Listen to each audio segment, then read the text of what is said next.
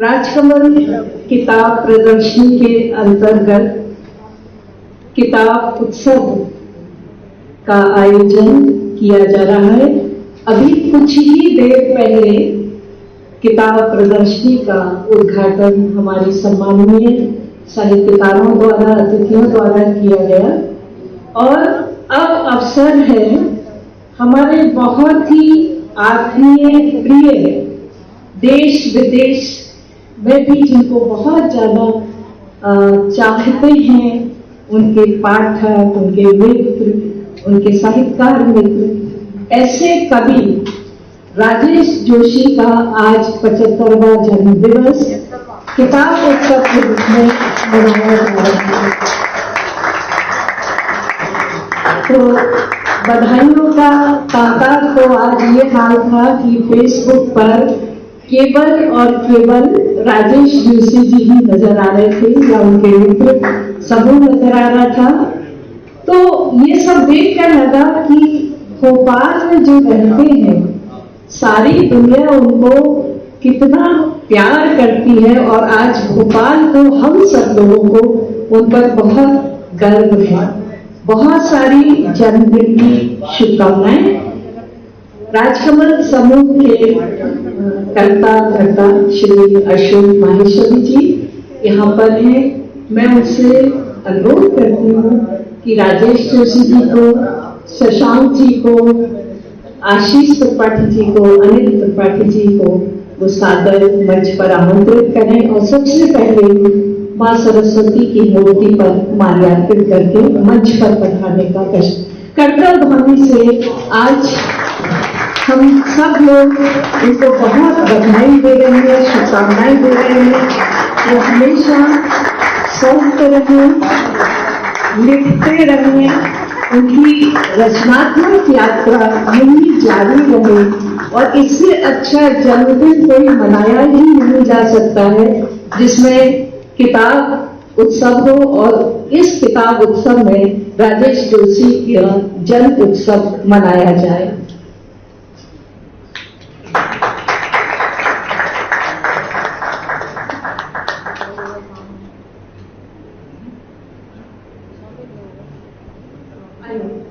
मंच पर स्वागत कर रहे हैं राजेश जोशी जी का, वरिष्ठ कथाकार शशांक जी का, आशीष त्रिपाठी का, अनिल त्रिपाठी जी का और अशोक जी आप भी आइए।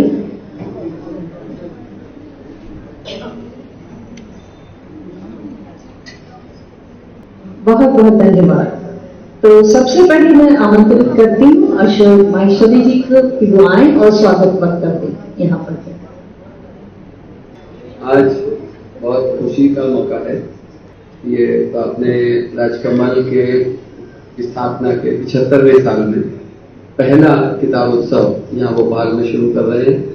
8 दिन का यह किताब उत्सव। इस किताब उत्सव में आप सबका स्वागत है। शुरुआत राजेश जोशी जी के 76वें जन्मदिन से हो रही है। ये कार्यक्रम होना था पिछले साल ही, लेकिन महामारी के कारण उस समय ये संभव नहीं हुआ। राजेश जी का उल्लंघन नया कविता संग्रह उस समय जारी होना था, वो छपा लेकिन कार्यक्रम नहीं हो सका। आज राजेश जी हमारे बीच में हैं, हम सब उनके साथ में हैं और 2 किताबें, एक उनके ऊपर किताब है जिसका संपादन अनिल त्रिपाठी जी ने किया है, कवि की वर्तनी, वो आज प्रकाशित होकर लोकार्पित होनी है। और दूसरी किताब उनके सारे नाटकों का, अब तक लिखे गए सारे नाटकों का संग्रह,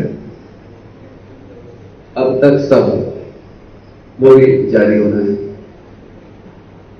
और कुछ लिखा हुआ है वो पढ़ता हूं। सबसे पहले राजेश जोशी जी को जन्मदिन मुबारक। हमें बहुत खुशी है कि राजेश जी के जन्मदिन पर हम सब उनके लेखन और व्यक्तित्व पर बातचीत के लिए यहाँ एकत्र हुए हैं। यह बहुत खास अवसर है।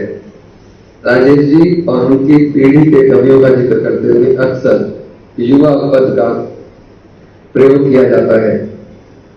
उत्साह उनमें अभी भी युवाओं जैसा ही है हर काम के लिए। उनकी पीढ़ी ने बीती सदी के 8वें दशक में हिंदी कविता में युगांतर संभव किया। यह प्रखर मेधा और अदम्य ऊर्जा के बिना संभव न था और रेखांकित किया गया। यह बड़े बदलाव उपस्थित करने रचनात्मक सूझ और शक्ति की बात थी। इस हिसाब से देखें तो राजेश जी 75 की उम्र में भी उतने ही युवा हैं। जिन्हें मेरी बात पर संदेह हो वे हाल ही में प्रकाशित उनका कविता संग्रह उल्लंघन देख सकते हैं। राजेश जी का लेखन अपने समय से दृढ़ता से मुखातिब होता रहा है। जिस तरह ढंग से उजागर करता है वह दुर्लभ है। उनकी एक पंक्ति है, जो अपराधी नहीं हुए मारे जाएंगे। हमारे समय की ऐसी बेबाक शिनाख्त और आदमियत की ऐसी तरफदारी के उदाहरण निश्चय ही विरल है। यह अनायास नहीं है कि लोग अपने वक्त की बातों बहसों में राजेश की कविताओं पंक्तियों को कोट करते हैं। वास्तव में उनके शब्दों की रोशनी में हम अपने समय की असल शक्ल देख पाते हैं। राजेश जी के व्यक्तित्व और रचनाओं पर बहुत बातें हो सकती हैं। फिलहाल मैं यही कहना चाहता हूँ कि वे हमारे समय, समाज और साहित्य के गौरव हैं। एक अनिवार्य उपस्थिति, एकदम युवा, आदरणीय, वरिष्ठ। वे निरंतर स्वस्थ, सक्रिय, सजग रहे। इस कामना के साथ एक बार फिर उन्हें जन्मदिन की बधाई देता हूँ और आप सबका बहुत बहुत धन्यवाद। मंचासीन सभी साथी विद्वानों का भी और आप सबका जो आज हमारे साथ यहाँ हैं। आपके ही प्रेम के कारण, आपके ही साथ के कारण राजकमल अपने 75 की यह सफल यात्रा पूरी कर सका है। और हमारे इस 75वें साल का हमारा जो सूत्र वाक्य है वो है, आपसे हैं हम। सचमुच आपके ही कारण, आपके ही प्यार के कारण राजकमल है। हम जैसे भी हैं आपके ही वजह से। धन्यवाद। बहुत बहुत धन्यवाद अशोक जी।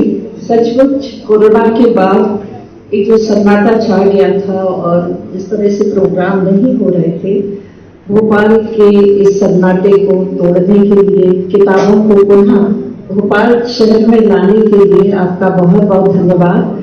और मुझे लगता है कि भोपाल वासियों को बहुत समय से इस तरह की पुस्तक मिलने का इंतजार था और इस इंतजार को आपने खत्म किया।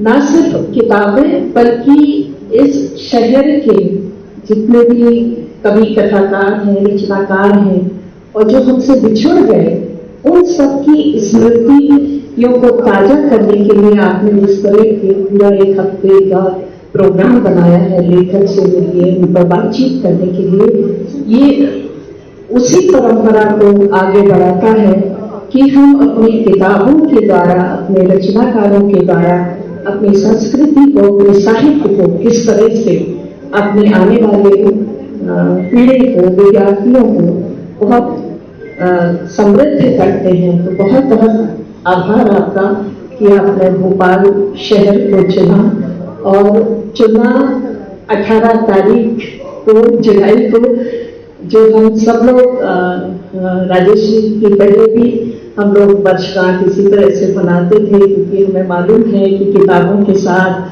कविता पाठ के साथ ये उत्सव मनाना हम सब लोगों के स्वभाव में है, संस्कार में है। तो बहुत बहुत शुक्रिया। अब जिन 2 किताबों की बात, एक नाटक की और अनिल त्रिपाठी ने जिस किताब का संपादन किया है, और मुझे कहीं एक सूची देखने को मिली थी, उसमें बड़े खूबसूरत लेख आपने संकलित किए हैं, तो उनका लोकार्पण का अवसर है। तो मैं आप सभी से अनुरोध करती हूँ कि इन दोनों पुस्तकों का लोकार्पण करने का कष्ट करें।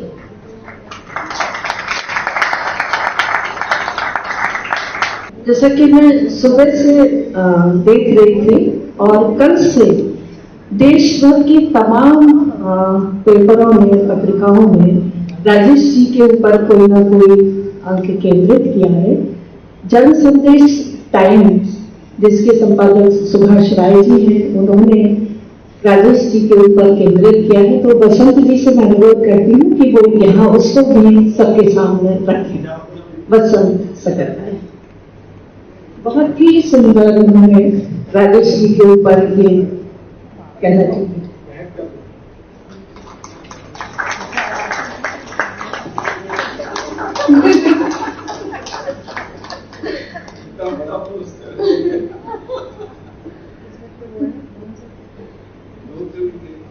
Thank you.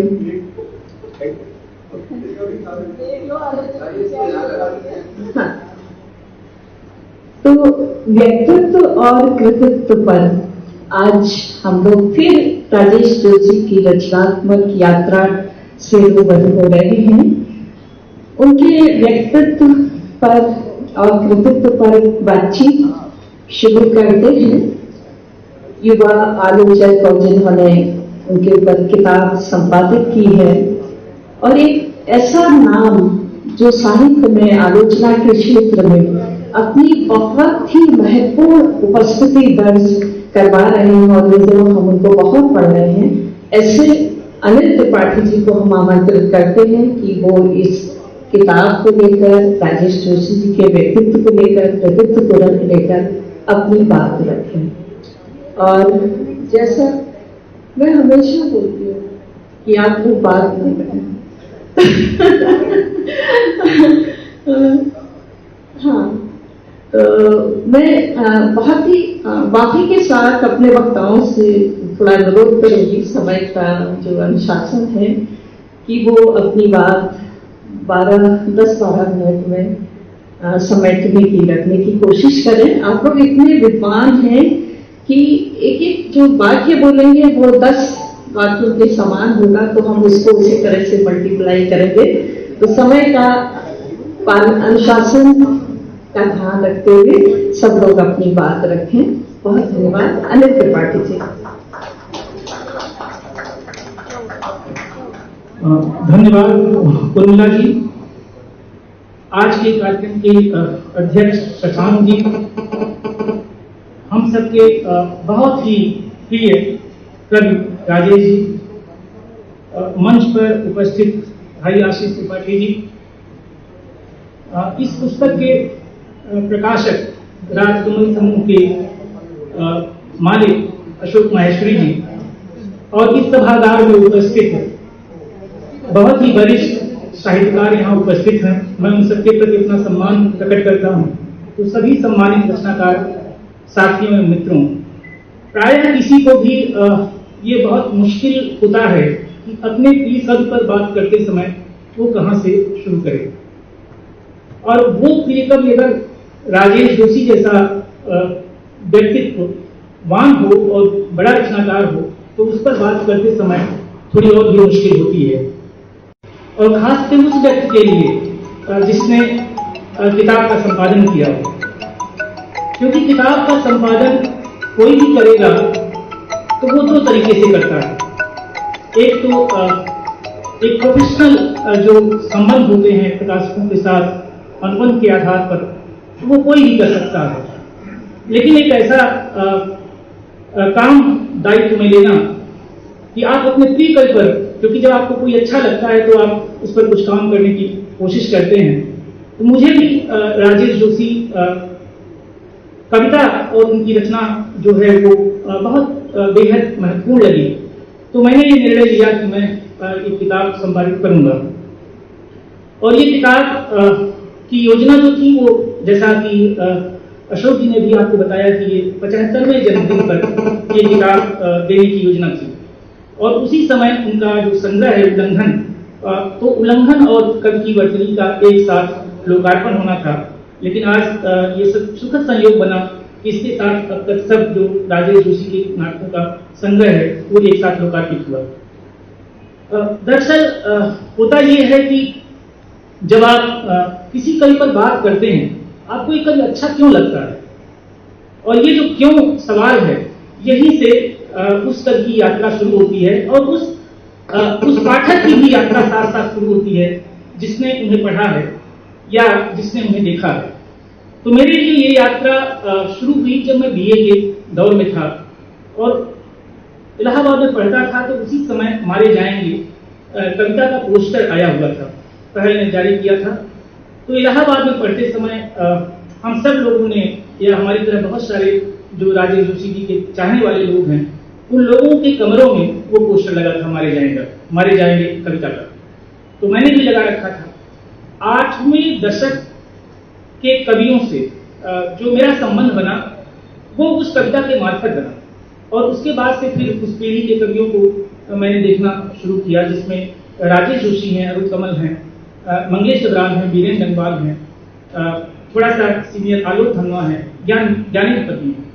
तो इन कविताओं को पढ़ते समय या इन कविताओं को जानते समझते हुए जो एक समझ बनी, उस समझ ने मुझे एक चीज ये बताया कि मूल रूप से उस पीढ़ी में राजेश जोशी एक ऐसे कवि हैं जिन्होंने 8वें दशक की कविता के मिजाज को बदलने में एक बड़ी भूमिका अदा की, और न केवल उस कविता के मिजाज को बदला, बल्कि मैं ये कहूंगा कि जो इनकी पृष्ठभूमि है, मतलब आप देखेंगे राजेश जोशी जब कविता में आते हैं तो किस तरह की कविता चल रही है। वो एक प्रकार से कविता की धूम थी। वो बहुत सारा जो आप कह सकते हैं कि एक ऐसी कविता जिसमें बहुत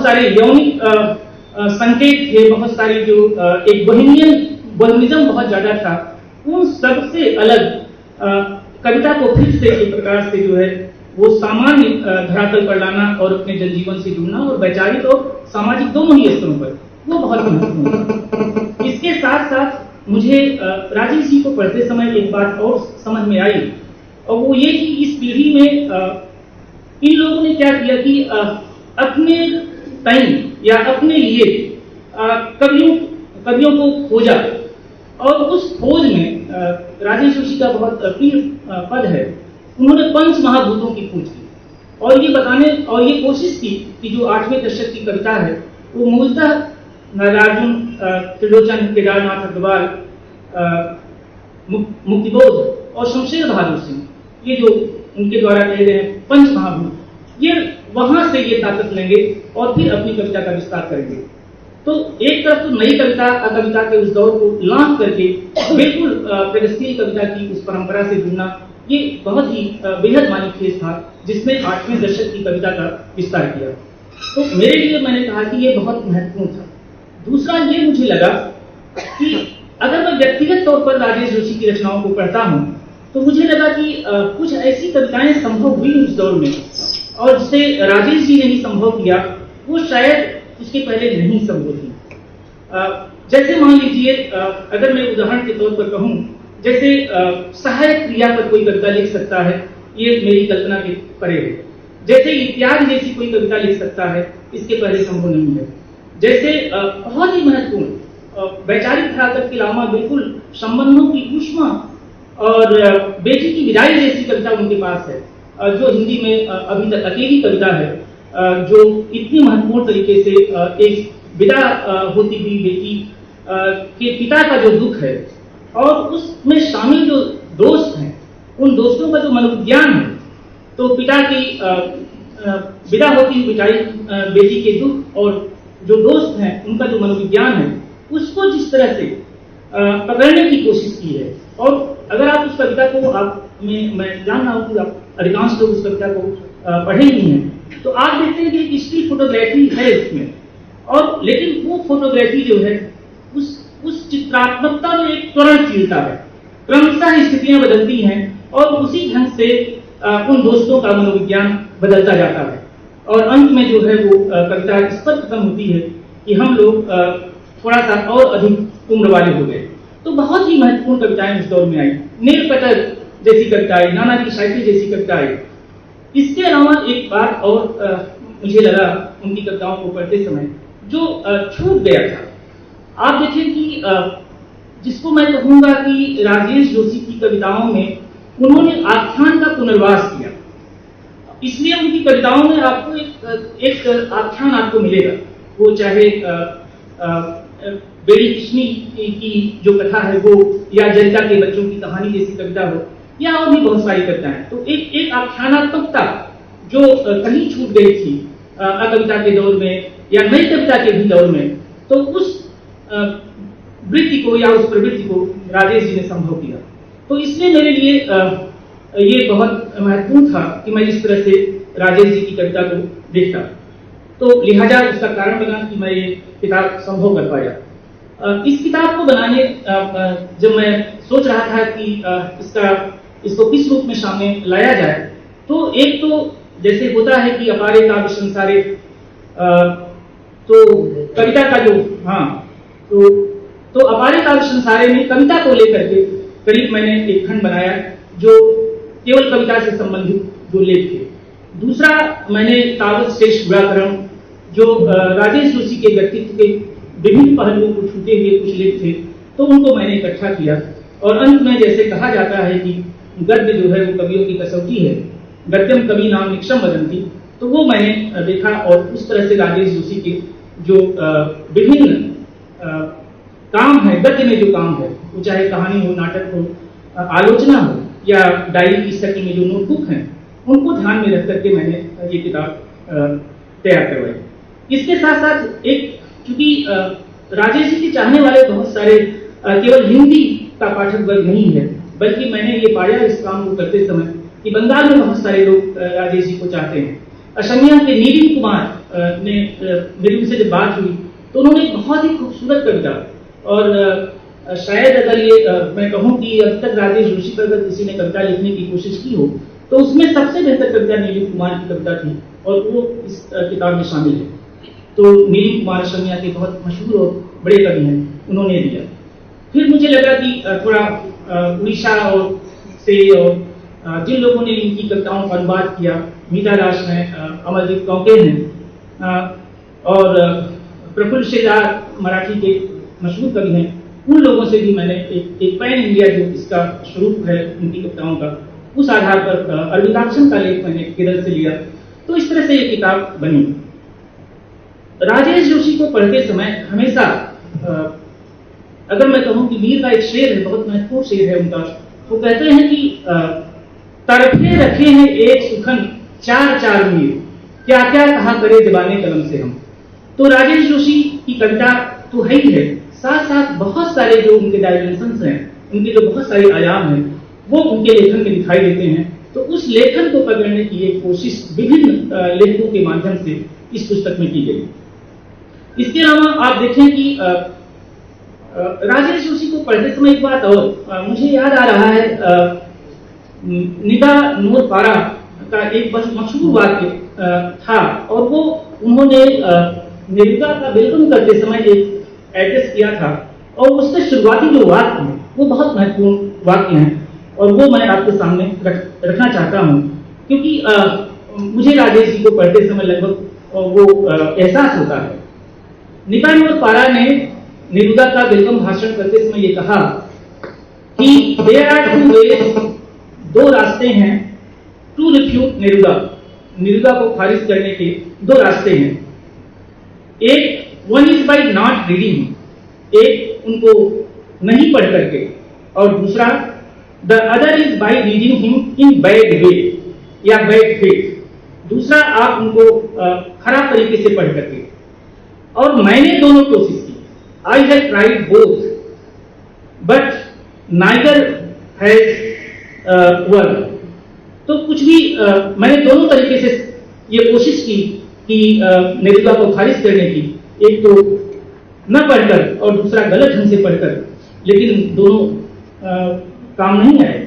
तो राजेश जोशी के साथ यही है कि आप राजेश जोशी को बिना पढ़े नहीं रह सकते, और गलत तरीके से अगर उनकी रीडिंग आप करेंगे तो ये काम नहीं आने वाला है।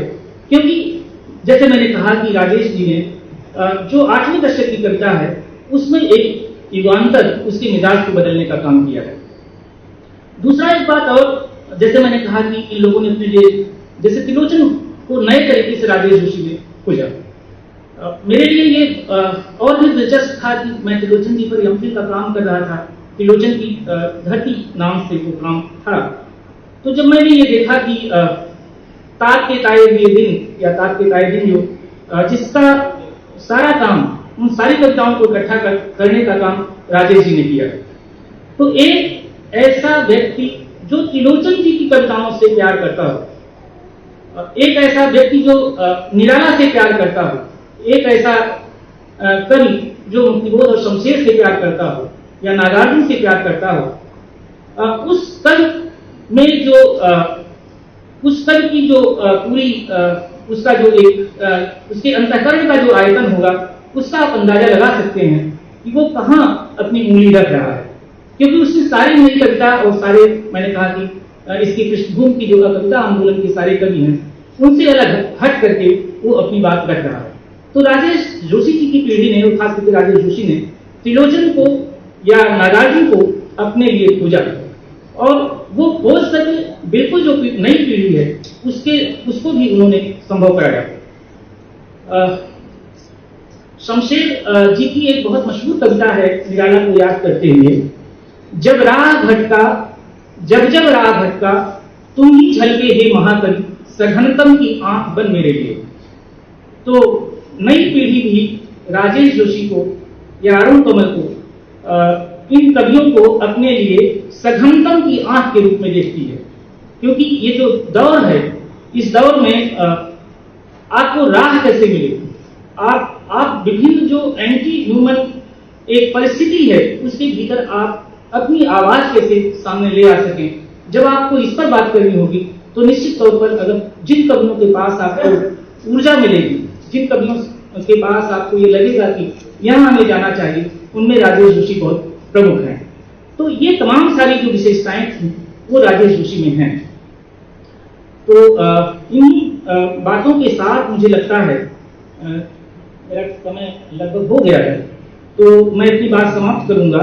और राजेश जोशी जी, आप जान ही रहे हैं कि बिल्कुल अभी कहा गया कि सभी ने इस बात को रेखांकित किया कि वो बिल्कुल युवा दिखते हैं। तो फैज कहा करते थे कि अभी दिलकश है तेरा हुस्न मगर क्या कीजिए।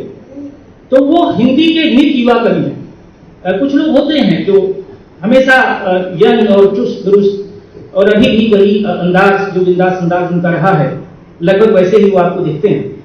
और इन सब के अलावा एक ऐसा व्यक्तित्व जिससे मिलने में ऐसा लगता है कि कहीं भीतर जरा से गांठ नहीं है, वो नई पीढ़ी से इस तरह से अपना संबंध उन्होंने बनाया है। तो ये इन्हीं बातों के साथ कि वो हिंदी के बहुत ही महत्वपूर्ण कवि हैं और हम सब के लिए हमेशा ही नित्य युवा कवि हैं। मैं राजेश जी के इस जन्मदिन पर उन्हें बहुत बधाई देता हूँ।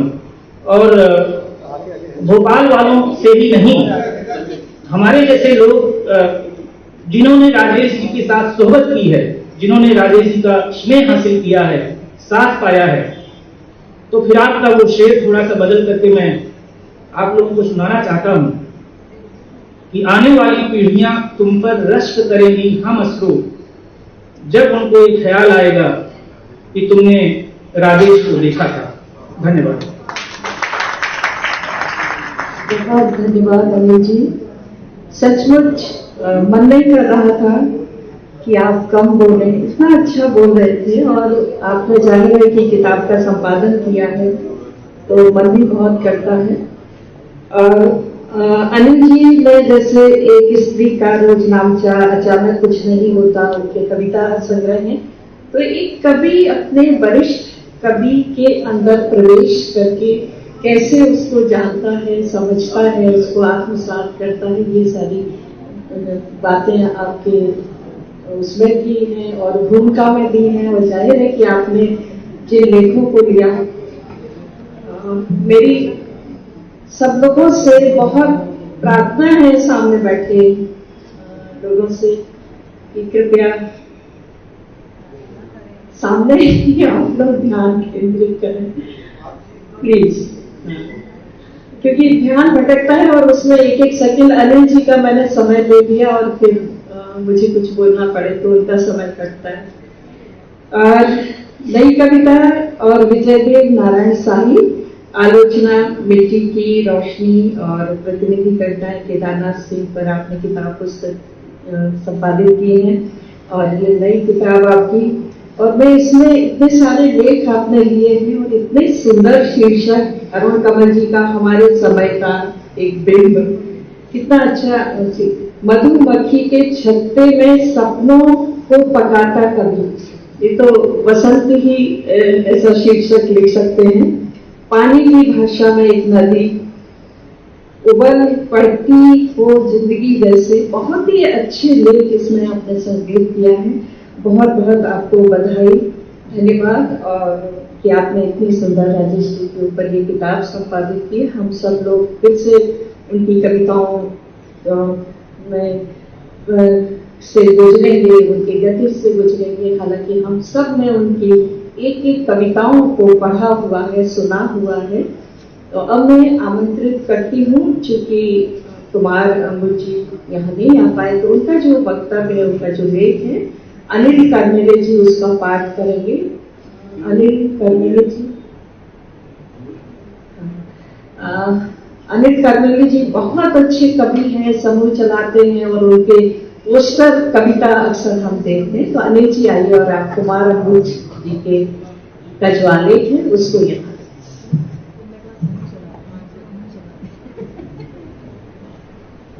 धन्यवाद, धन्यवाद गोविंदा जी। सबसे पहले आदरणीय राजेश जोशी जी को जन्मदिन की हार्दिक बधाई और शुभकामनाएं। चूंकि अपरिहार्य कारणों से कुमार अंबुज यहाँ पर उपस्थित नहीं हुए, तो उनका जो लिखा हुआ है मैं आपके सामने पढ़ रहा हूँ।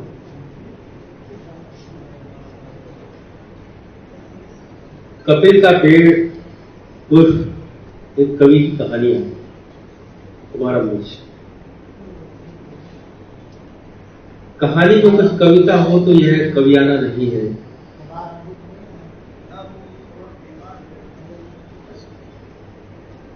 कहानी में कुछ कविता हो तो यह कवियाना नहीं है, जैसा राजेश जोशी अपने कहानी संग्रह कपिल का पेड़ की भूमिका में आग्रह और अनुरोध करते हैं। इसी तरह यदि कविता में कुछ कहानी हो तो यह कविता को किसी तरह लयहीन करना नहीं है, जैसे गीतकार मानसिकता के लोग आफत मचाए रहते हैं, जो दरअसल सॉन्ग और पोएम का फर्क नहीं समझते, क्योंकि वे समझना नहीं चाहते। बहरहाल विषयांतर ना हो इसलिए कहना यह है कि कहानी में काव्यात्मकता और कविता में कथात्मकता दोनों विधाओं की सामर्थ्य का विकास है। एक दूसरे के गुणों का सदुपयोग है। यह दीवार में रास्ता बनाकर बंद परिसरों को विस्तृत करना है, और उस शास्त्रीय अकादमिक समझ में जरूरी तोड़फोड़ है जो अन्यथा जड़ता के समर्थक बनी रहती है। यह सृजनात्मक हस्तक्षेप की वही आवश्यकता है जो रचनाशीलता सदैव करती आई है। यह कोशिश अभिव्यक्ति के नए आयामों का स्पर्श है। गद्य और कविता को विधा के तौर पर शार्प रेजर से काटकर दो फांक कर देना संदेह की निगाह से देखा जाना चाहिए, क्योंकि ये दोनों विधाएं एक दूसरे के सहयोग से इस तरह विकसित और अनन्य है कि ये प्राय एक ही घर में रहने लगी हैं, बल्कि वे अपना शयन कक्ष भी शेयर करती हैं। इनकी आनुवंशिक सुंदर सृजनात्मक संततियां संसार भर में बिखरी हुई हैं। 200 वर्ष पहले बादलिया से लेकर हिंदी में निराला तक की कविताएं इस सहयात्रा और सहजीवन का उदाहरण है। वाइट विटमैन से मुक्तिबोध तक की, और इनके बाद तो इस राह की हर भाषा में खुले हुए अनेक सुंदर उपमान हैं, बागीचे हैं। जॉर्ज लुइस बोर्खेस और कार्मेलो फोसेला जैसे कई लेखकों की कुछ कविताएं संसार के प्रसिद्ध, श्रेष्ठ और सर्वमान्य कथा संचयनों और कविता संचयनों में एक साथ शामिल हैं। इसी तरह कुछ कहानियां भी कविता एवं कथा दोनों संचयनों में शामिल होती रही हैं। अवसर मिला तो मैं हिंदी में विनोद कुमार शुक्ल, विष्णु खरे, मंगले डबराल आदि की कुछ कविताओं और निर्मल वर्मा की कथांशों से उदय प्रकाश, राजेश जोशी आदि की कुछ कविताओं के साथ भी यही करना चाहूंगा। ध्यान दें तो ये दोनों विधाएं गमले में लगे उन पौधों की तरह हैं जिनकी जड़ें भीतर कहीं मिली हुई हैं, गुत्थम गुत्था हैं, और जिनमें एक दूसरे के फूल खिलते हैं। यह विधाओं का वर्ण संकर होना नहीं है, बल्कि रचनात्मकता का हर संभव दिशाओं में अग्रसर होने का उनकी शक्ति का परिचय है। समय के साथ यह होता आया है और आगे भी होता रहेगा। इस आलोक में कवि राजेश जोशी की दशकों पुरानी कहानियों से दोबारा गुजरना दिलचस्प है। ये हिंदी में कवियों की कहानी की परंपरा में उसकी आनुवंशिकी में जीवंत है तथा उस पगडंडी को प्रशस्त करती है जो चलते रहने से बनती चली गई है, बनती जा रही है। यह महज कवि का गद्य नहीं है बल्कि कवि की कहानी है, क्योंकि इसमें कल्पनाशीलता, रचनाशीलता, स्वप्नशीलता और कथनी सृजनात्मकता के वे गुण हैं जो इसे महज गद्य होने से अलग वर्गीकृत करते हैं। इनमें फंतासी और सपने में भटकने का मात्रा है। संवेदनशील कवि के अन्य कुछ लिखने में काव्यात्मकता रह सकती है। यह कहें कि उसे वरदान मिला है, जाओ तो अपनी कविता की सूची से चित्र बनाओ, कविता की कलम से कहानी लिखो, क्योंकि सच को पाने के, सच को बखान करने के सारे रास्ते सच से ही होकर नहीं जाते। वे इतने सीधे और सपाट भी नहीं होते जितना लोग गद्यात्मक विवरणों के बहाने बना देना चाहते हैं। राजेश जोशी ने कुल 15 कविताएं अपने कवि होने के आसन पर बैठकर लिखी हैं और कहानीकार के रूप में भी उनकी स्वीकृति है। इससे उनके कथाकार की क्षमता का पता चलता है। मेरे जैसे पाठक के लिए इनमें बेहतर कहानियां वे हैं जो अधिक काव्यात्मक हैं। कवि होने के हस्तक्षेप ने उन कहानियों में व्यंजना, व्यंग, विडंबना और अंतर्विरोध को कहीं अधिक मारक और उजागर कर दिया है। नुकीला और अर्थगर्भी, उनके अवयव अधिक संवेदित होकर सामने आ गए हैं। इसलिए राजेश जोशी कवियों की कहानी के अनुप्रेक्षणीय कथाकार हैं। वह हवा, पानी, परिंदा कुछ भी नहीं। कहानी की शुरुआत में काफ्का की विश्व प्रसिद्ध कहानी कायांतरण याद आती है। राजेश की कहानी में नायक अली की यात्रा अलग तरह से वर्णित है, यद्यपि उसकी वेदना भी मनुष्य की उस तकलीफ का बयान करती है जो वह कायांतरित होकर बेहतर ढंग से देख समझ पाता है। कहानी के अंत में राजनीति, मीडिया और सरकारी भ्रष्टाचार का पूर्ण तथा विस्तृत विवरण से अलग आस्वाद और कुछ विचलन तक ले जाता है। इसका आरंभिक हिस्सा और फजल ताबिश का वह शेर जिसकी पहली पंक्ति से कहानी का शीर्षक है, अपनी काव्यात्मकता के सारण उल्लेखनीय है। बीच बीच में कविता की एक धारा है जो कहानी को नम बनाए रखती है। दोपहर कबूतर के पंख की तरह थी, सुरमई, मुलायम और बहुत हल्की। इसके बरक्स राजेश की एक और कहानी है जाल, जिसमें परियों के मिथक के बहाने कायांतरण होता है। एक स्त्री चिड़िया बनना चाहती है। यह कहानी अपने अंत तक स्त्री वाली उपज को, उसके सामाजिक यथार्थ को पूरे तनाव के साथ लेकर चलती है। यह अविस्मरणीय कहानी है जो फंतासी सहित अन्य काव्यात्मक उपकरणों का सजग उपयोग करते हुए कथ्य विमर्श को ऊंचाई प्रदान करती है। समाज में सुप्त दिखती सामंती मानसिकता के अर्जन तथा पुरुष की मानव संरचना को यह कहानी नए ढंग से प्रत्यक्ष कर देती है। इस विषय पर इधर लिखी जा रही अनेक कहानियों के बीच 4 दशक पुरानी इस कहानी को मैं नए सिरे से पढ़ने का प्रस्ताव करना चाहता हूँ। आलू की आंख राजेश जोशी की एक और मुकम्मल कहानी है, शायद सबसे अधिक चर्चित भी। इसमें कई तरह बिंब यत्र तत्व बिखरे हुए और पंक्तियां भी हैं, लेकिन यह अधिक कथात्मक है। इसकी गहन में निर्णायक अनुभव संपन्न ठसक है। यह लंचपुंज नहीं है। ग्रामीण क्षेत्र में माध्यमिक शिक्षा व्यवस्था की दुर्दशा पर यह आधी शताब्दी पुराना विस्तृत बयान है और आज भी प्रासंगिक है। यहाँ शिक्षा व्यवसायिक आकांक्षा, अमीरे के बीच ग्रामीण सामाजिक जीवन की संरचना और भ्रष्ट तंत्र पर टिप्पणियां हैं। नागरिक बोध के प्रभाव और कुटिलता पर खुलता हुआ नेपथ्य से धीरे धीरे बाहर आता हुआ पूरा नाट्य है। स्थानीयता, स्कूली राजनीति, पिछड़ेपन की रोचक कथाएं और उसके दांव पेच, साथ ही वर्गीय समझ के सूत्र हैं। यह जिंदा मोहरों पर शतरंज है। यह कहानी प्रश्न दर प्रश्न विकसित होती है। आलू एक बड़े बहुआयामी रूपक में सामने आता है। इसकी बनावट अचूक है, मुहावरों का प्रयोग दृष्टव्य है। नई कहानी के दौर में भारतीय घरेलू निम्न मध्यम वर्गीय वातावरण का, उसमें से भाग की तरह उठती इच्छाओं, कुंठाओं और अंतर्द्वंद का वर्णन आम रहा है। 6-7 दशक के बाद संयुक्त परिवार के टूटन के संकेत ऐसी कहानियों का अहम हिस्सा रहे हैं। तत्कालीन मध्यवर्गीय समाज के अंधविश्वासों का प्रतिकार इनमें रहता आया है। राजेश जोशी की कुछ कहानियां इसी चलन में संभव हुई। सांप और सोमवार इसका उदाहरण है।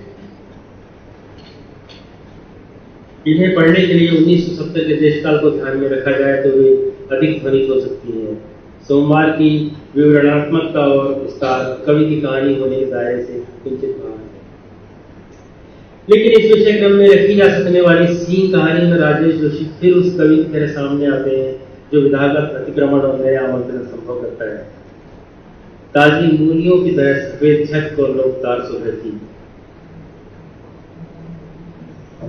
इस शुभ सुभित वाक्य से शुरू होकर पूरा पैराग्राफ सुंदर, गतिशील, बिंबात्मक कविता की तरह कहानी के आधार का शिलान्यास करता है। जैसे कई बार किसी फिल्म को लेकर कहा जाता है कि उसका ओपनिंग सीन बहुत अच्छा है, वैसे ही मैं कहना चाहता हूं कि इस कहानी का यह पहला पैराग्राफ उनकी कहानियों का सबसे बेहतर काव्यात्मक प्रवेश द्वार है। सीन कथाकार के कवि होने का उज्ज्वल प्रमाण भी है। जगह जगह ऐसे वाक्य हैं जो कहानी में उसके अविभाज्य अंगों की तरह विन्यस्त हैं। साइकिल की सीट खाली देखकर धूप उस पर लग गई थी। गुजरे दिन ऐसे ऊनी नहीं थे कि धूप दिखाते ही ठीक ठाक हो जाते। विफल लड़ाई की पस्ती अभी तक कायम थी। कमरे के कोने में उसके छोटे छोटे कपड़े के जूते दो लाल चिड़ियों की तरह बैठे थे। कहानी में एक बच्चे सोनू के मनोज्ञान को यह संभाल कर गोद में उठाकर चलती है, निर्भर। निम्न मध्यवर्गीय परिवार की आर्थिक स्थिति उसके सामाजिक सम्मान और गौरव की रक्षा को उद्यत चुहल और मस्ती से अपनी निर्धनता का सामना करता हुआ एक आत्मसम्मान का आकांक्षी जीवन, अभावों को तर्क से, जीवनानुभव से इस कहानी जीवनानुभव के औचित्य से परास्त करते कहने की अनवश्यक कथा और मार्मिक थी। इस कहानी का अंतिम वाक्य एक विडंबनात्मक अनुगुंज पैदा करता है। जब तक कोई उन्हें रोकता, दूर जाती साइकिल की खड़खड़ाहट कर रह गई थी। राजेश जोशी ने कुल 4 छोटी कहानियां लिखी हैं। उनमें से 1-2 का जिक्र, जिन्हें मध्यम लंबी आकार की कविता की तरह पढ़ा जा सकता है। हंसी कहानी समय को लांघकर हमारे वर्तमान को संबोधित करती है, जिसके अंत में राष्ट्र अध्यक्ष कह रहा है, हंसने से ताकत का अपव्यय होता है, इसलिए तय किया है कि अब से कोई नहीं हंसेगा। हंसने की यह कोई बात होगी तो हंसी को टीवी पर पीछे से बजा दिया जाएगा। हमने सबकी हंसी को टेप में बंद कर लिया है। इस तरह सब अपनी हंसी सुन सकते हैं। इसके बाद एक हंसी बजी और राष्ट्र अध्यक्ष का चेहरा गायब हो गया। इसे एक ठोस वैचारिक कविता की तरह पढ़ा जा सकता है। नाम क्या है? उस अंडे चोर। यह कहानी भी अपने अधिकांश में कविता ही है। उसकी हर सिसकी जैसे एक लंबी और अंधेरी सुरंग थी, लेकिन अंधेरा इतना था कि कुछ भी देख पाना संभव नहीं था। ऐसा समय था कि हमारी हिंसा हमें लज्जित करने के बजाय और अधिक उत्साहित करती थी।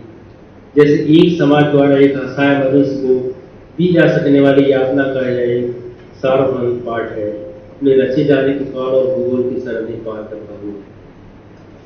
धूप कहानी का आरंभिक अंश कवियोचित कहन से भरा हुआ है, मानो खिली हुई धूप है।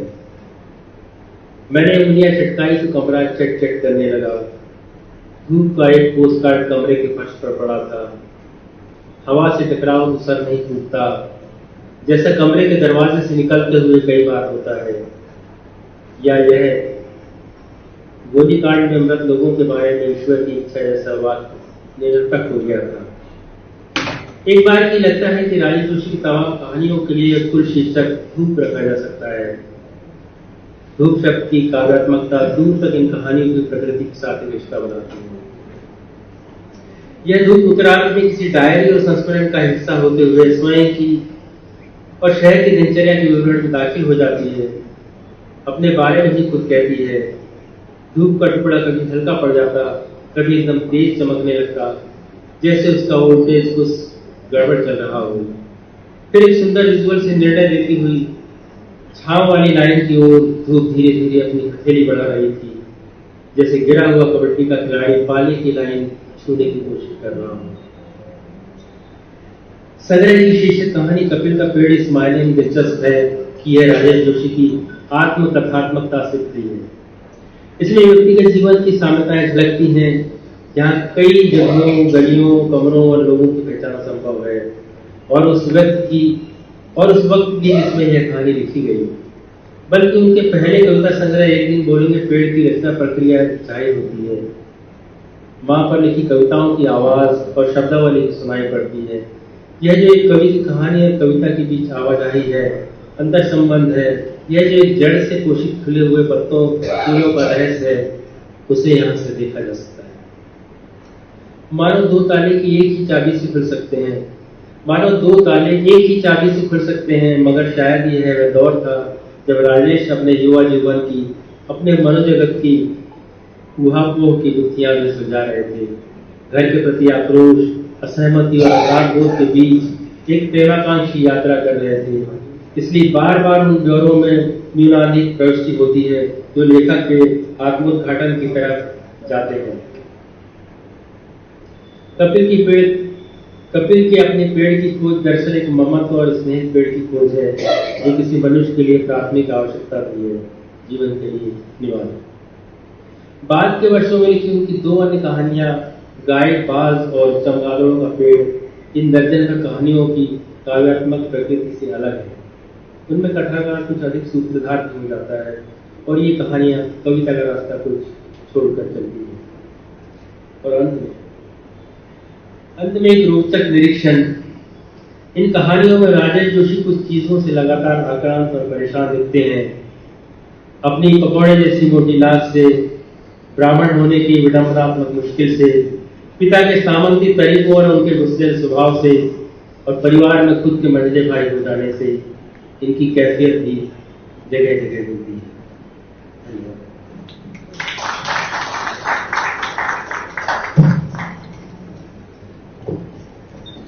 धन्यवाद आदिल जी और धन्यवाद कुमार जी जो उपस्थित हैं पर अपने आलेख के माध्यम से उपस्थित हैं हम सबके बीच। और आखिरी की जो पंक्तियां थी वो तो बहुत ही रोचक थी। अब मैं आमंत्रित करती हूँ डॉक्टर आशीष त्रिपाठी को। हालांकि आशीष जी, अनिल जी सब भोपाल के लिए बहुत ही परिचित हैं हमारे बीच, फिर भी कई बार लगता है कि जो काम किया है वो सामने आना चाहिए। तो कम उम्र से ही कविता में रुचि रही। पहली कविता सन 1986 में प्रकाशित, 1994 से निरंतर कविताओं का प्रकाशन। पहला कविता संग्रह एक रंग ठहरा हुआ 2010 में प्रकाशित और उसको लक्ष्मण प्रसाद मंडलोई स्मृति सम्मान मिला था। कविता के साथ ही आलोचना के क्षेत्र में भी आपने बहुत महत्वपूर्ण कार्य किया है। समकालीन हिंदी रंगमंच चरण भाषा आपकी बहुत ही चर्चित किताब थी। भक्ति आंदोलन और तुलसीदास विषय पर एक पुस्तक व हिंदी नाटकों और लोक परंपरा का प्रभाव विषय पर भी आपने एक शोध कार्य पूर्ण किया। इन दिनों रजा फेलोशिप के तहत हबीब तनवीर की जीवनी लिखने के साथ ही समकालीन कविता पर लगातार लेखन कर रहे हैं।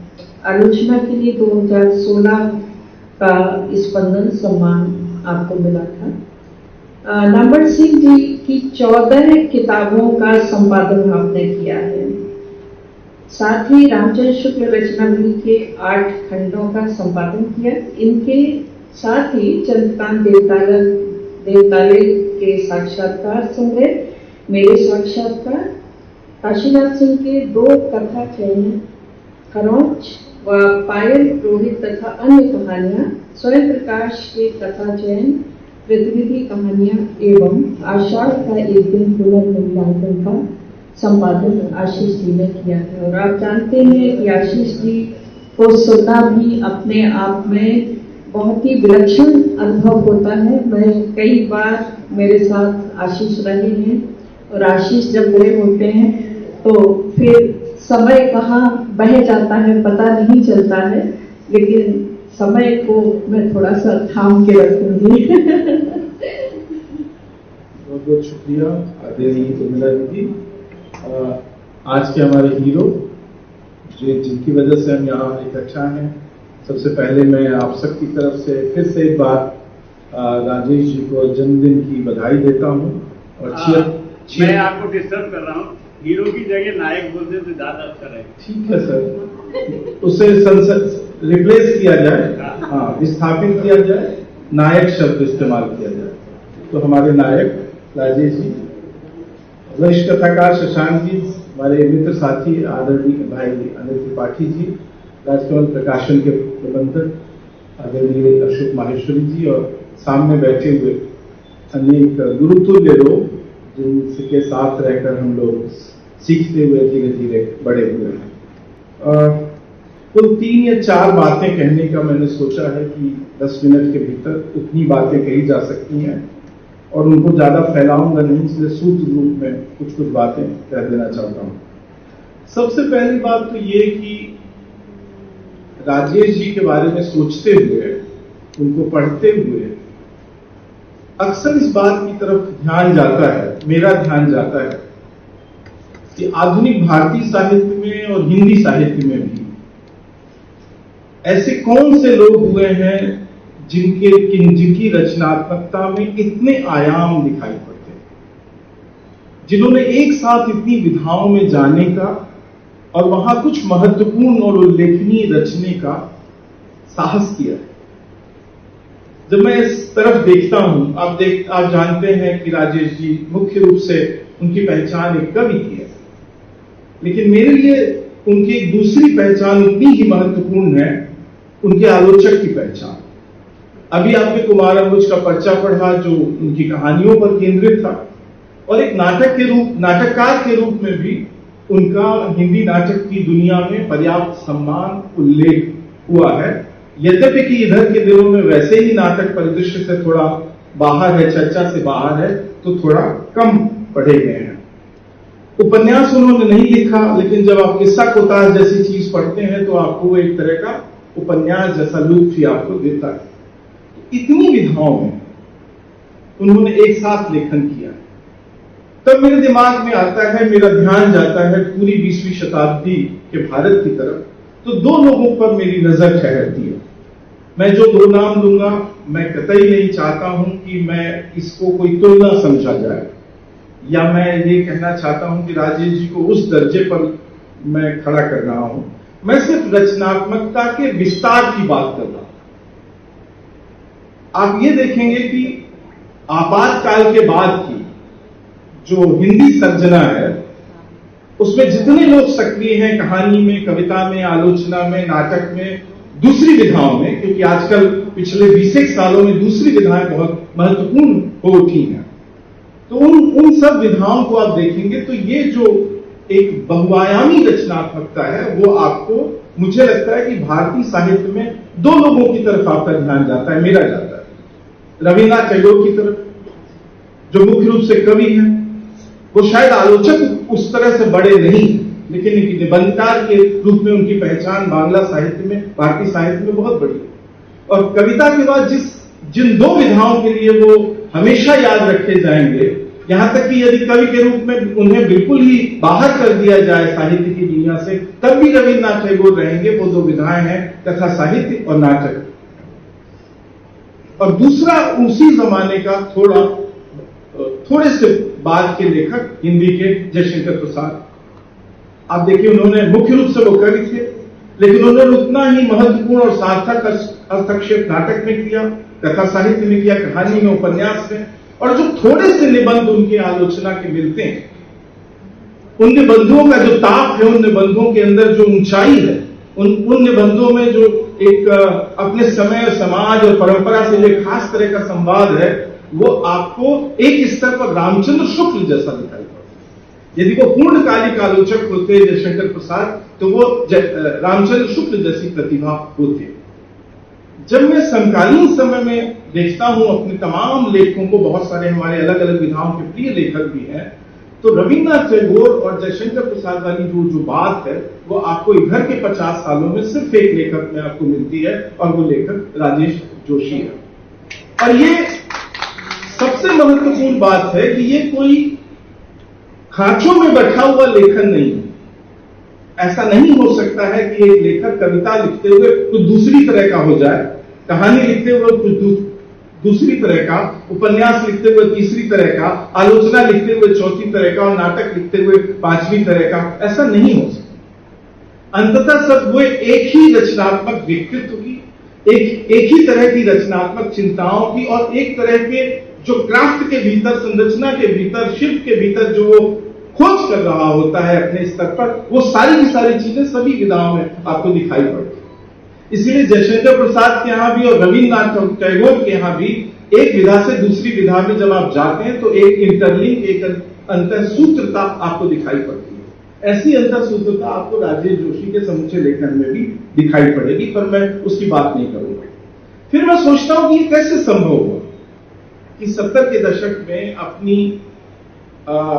थोड़ी ज्यादा बढ़ी हुई उम्र में लेखन की दुनिया में प्रवेश करने वाला एक युवा इतनी विधाओं में एक साथ इतना सक्रिय रहा कि 50 साल में उसने इतनी सारी किताबें और इतनी चीजें और इतना प्रेम उसने हासिल किया।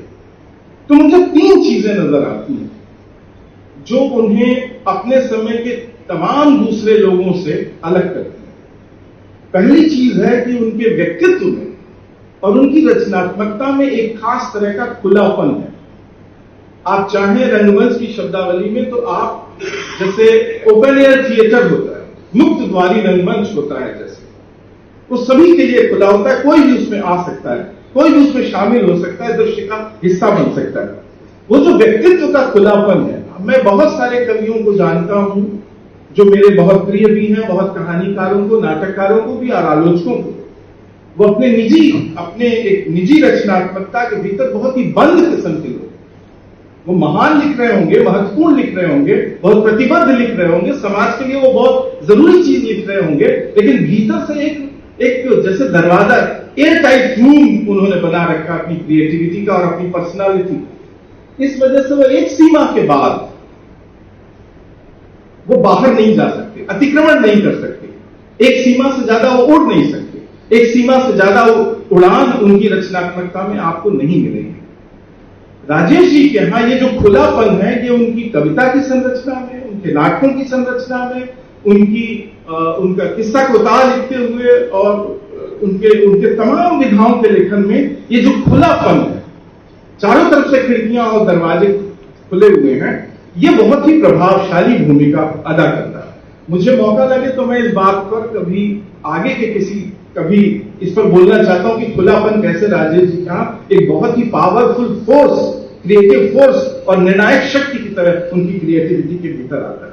दूसरी चीज मुझे यह भी लगती है कि कोई भी बड़ा लेखक 2 चीजों के बगैर बड़ा लेखक नहीं हो सकता। 2 में से एक चीज उसके पास जरूर होनी चाहिए, जो अक्सर बंद द्वारी लेखकों के पास नहीं होती। या तो उसे यायावर होना चाहिए, घुमंतु, ताकि देश दुनिया के बहुत सारे योजनाबद्ध ढंग से घूमने वाले लोग होते हैं, वो प्लान करते हैं, वो जाते हैं और एक्सपीरियंस करते हैं दुनिया समाज को। या तो आवारगी होनी चाहिए व्यक्तित्व में, या तो आप यायावर हो, घुमंतु हो, घूमने फिरने वाले हो, ट्रेवलर हो, या आवारगी होनी चाहिए।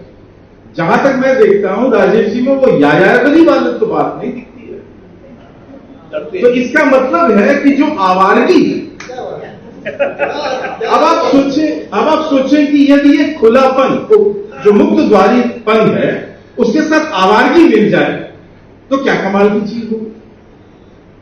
अब उनकी कविताओं में आप देखें, जो रातों के जो दृश्य, वो एक कविता में है, एक बूढ़ा आदमी जो रात में मिलता है और बातें करता है, कहता मेरे बेटों ने ये किया, फिर कहता है कि नहीं मत कहना उनसे, और फिर वो वापस लौट जाता है। और ढेर सारी कविताएं उस दूसरे तीसरे संग्रह में है जो रातों की कविताएं हैं, रात के भटकने की कविताएं। अब आवारगी क्या चीज है? कोई भी, मुझे लगता है कि अपने समय में कोई भी बड़ा लेखक बिना आवारा हुए या यायावर हुए बड़ा लेखक नहीं हो सकता, क्योंकि भटकना बहुत जरूरी है। जो अनवांटेड अनुभव है, अवांछित अनुभव है, जो तयशुदा जिंदगी से बाहर मिलता है। आप हम सब यहाँ एक लेखक लोग, खास तरीके से सोचने वाले, खास तरीके से जीवन बसर करने वाले लोग हम बैठे हुए हैं यहाँ। इसके बाहर का जो अनुभव है वो हमें कैसे मिलेगा? उसके लिए साधारण जिंदगी के पास जाने का आपके पास क्या रास्ता है, क्या टूल है, क्या उपकरण है आपके पास?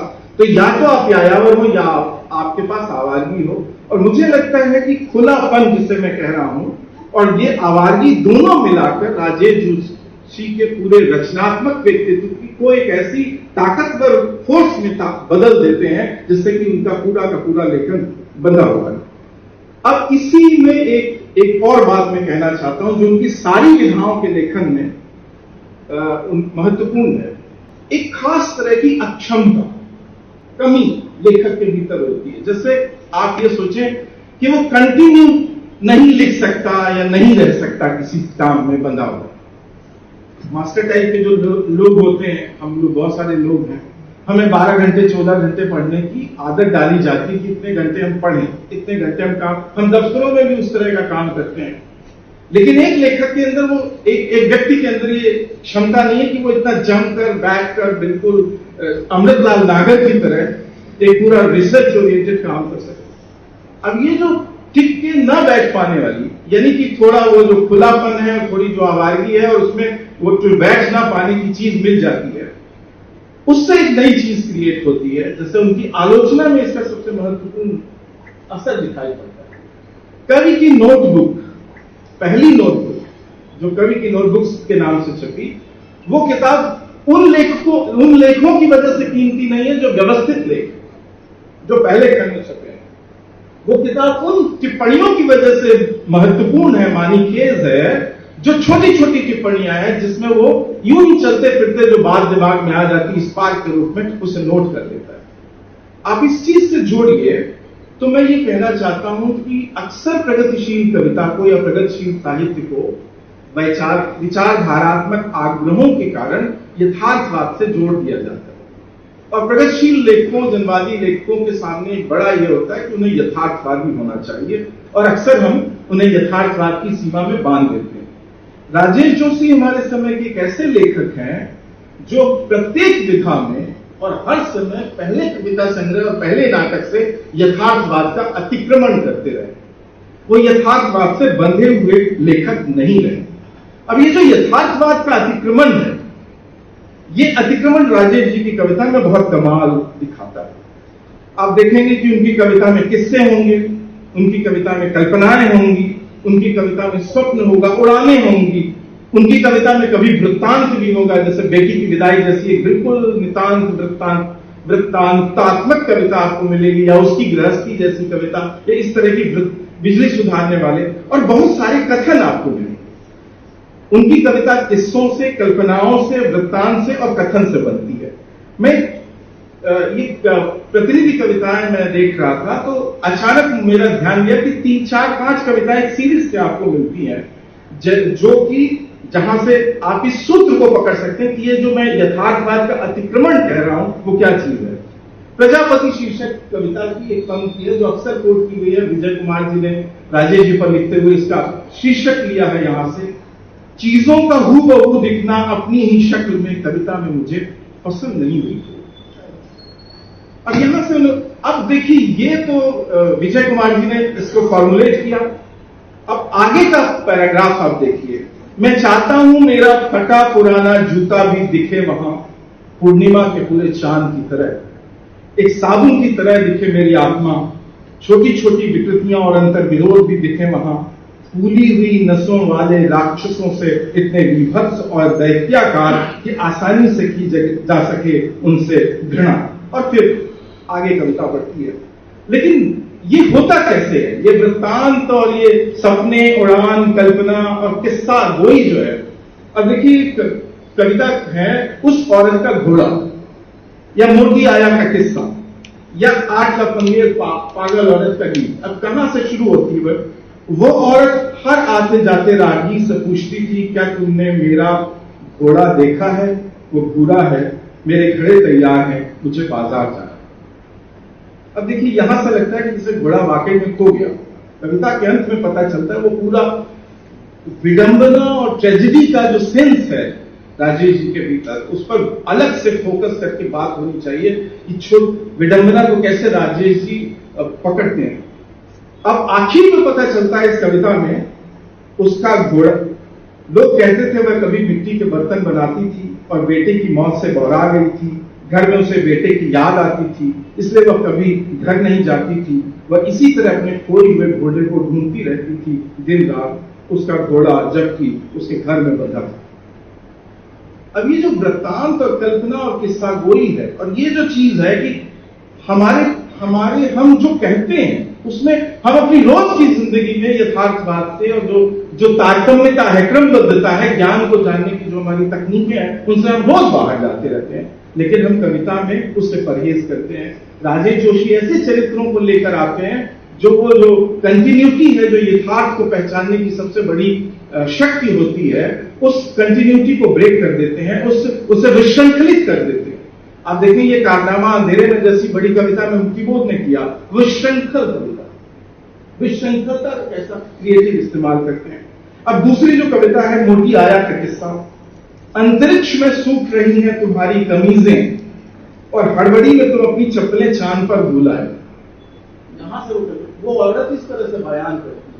आप सोचिए कि वाकई में राजेश जी के जीवन में कोई ऐसी आया या कोई ऐसी बूढ़ी औरतें रही होंगी जिनसे कि उन्होंने कहने की ये तरकीब, वो बच्चों से कह रही है अंतरिक्ष में सूख रही तुम्हारी कमीजें और हड़बड़ी में तुम अपनी चप्पलें चांद पर भूला। अद्भुत कविता है। तो ये जो चीज मैं कह रहा हूं, ये 8 लफंगे और पागल औरत का गीत, ये जो वृत्तांत साधारण वृत्तांत से बाहर जाकर उसमें किस्सा गोई और कहन को, वृत्तांत को, कथन को, स्वप्न को मिला देने की जो एक पूरी की पूरी प्रक्रिया है। अब इस पूरी प्रक्रिया में खास तौर पर मैं कविता में देखता हूं, हालांकि वो नाटक में भी देखता हूं मैं, जब वो सपना मेरा यही सखी लिखते हैं कि कवि एक लेखक के रूप में राजेश जोशी लगभग एक तानाशाह लेखक है। वो किसी चीज की कोई फिक्र नहीं करते। उनके काम की होनी चाहिए चीज, संरचना उलट जाए, पलट जाए, यहां से आ जाए, वहां से आ जाए, कहीं कोई भी चीज हो सकती है। ललित से तख्त महादेवी बात करें या दोनों से कोई हमारे जमाने की स्त्री बात करें, कुछ भी हो सकता है। ये जो तानाशाही है, एक वृत्तांत का इतना टुकड़ा, इतना स्वप्न, इतना ये, और इसी बीच में कथन, 2 कथन, ये जो खास तरह का एक मिक्सचर बनाते हैं, एक मिश्रण बनाते हैं, वो राजेश जी को वो कहा था हजारी प्रसाद द्विवेदी ने आपकी कबीर के बारे में कि दरेरा देकर, ये जो दरेरा देकर, मतलब संरचना उनके हाथ में तो वो रहती ऐसे कि जहां जब चाहे जिस भी चीज को वो इस्तेमाल कर सकते हैं। मैं बहुत सारी बातें कहना चाहता था, आखिरी बात कहता हूं कि राजेश जोशी की हो सकता है हम में से बहुत लोगों को, मुझे तो पता नहीं, लेकिन भारत के बाहर क्या पहचान है, लेकिन एक यूनिवर्सल कवि हो सकता है, हो सकते हैं राजेश जोशी। उनकी कविता में ऐसी बहुत सारी चीजें हैं, राष्ट्रीय स्तर पर तो वो हर भाषा के भीतर समादृत हैं और लोग उन्हें पढ़ के जानते हैं, उनके अनुवाद होते हैं, लेकिन वो पूरी तरह ठेठ भोपाल की कवि। राजेश जैसी, जोशी जैसा दूसरा कोई कवि हिंदी में कहीं और हो सकता है, तो ऐसा नहीं हो सकता जैसे राजेश जी हैं, क्योंकि राजेश जी के पीछे वो पुराना भोपाल है। करबला जैसी कविता भोपाल या इसी तरह की किसी बस्ती में लिखी जा सकती। पानी पियो तो याद करो प्यास इमाम हुसैन, या दादा खैरियत जैसी कविता, या अहद होटल जैसी कविता, या हमारे शहर की गलियां।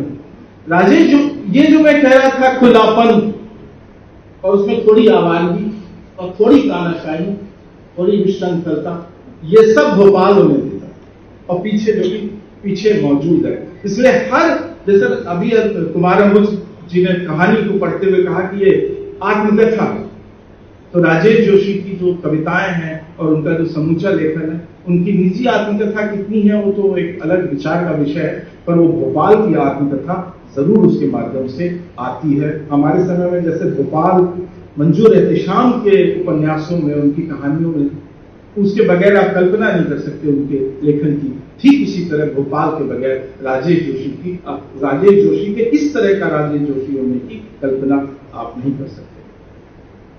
76 साल के वो हो गए हैं, अभी भी बहुत सारे युवाओं को उनसे रश्क है, बहुत सारे मामलों में रश्क है।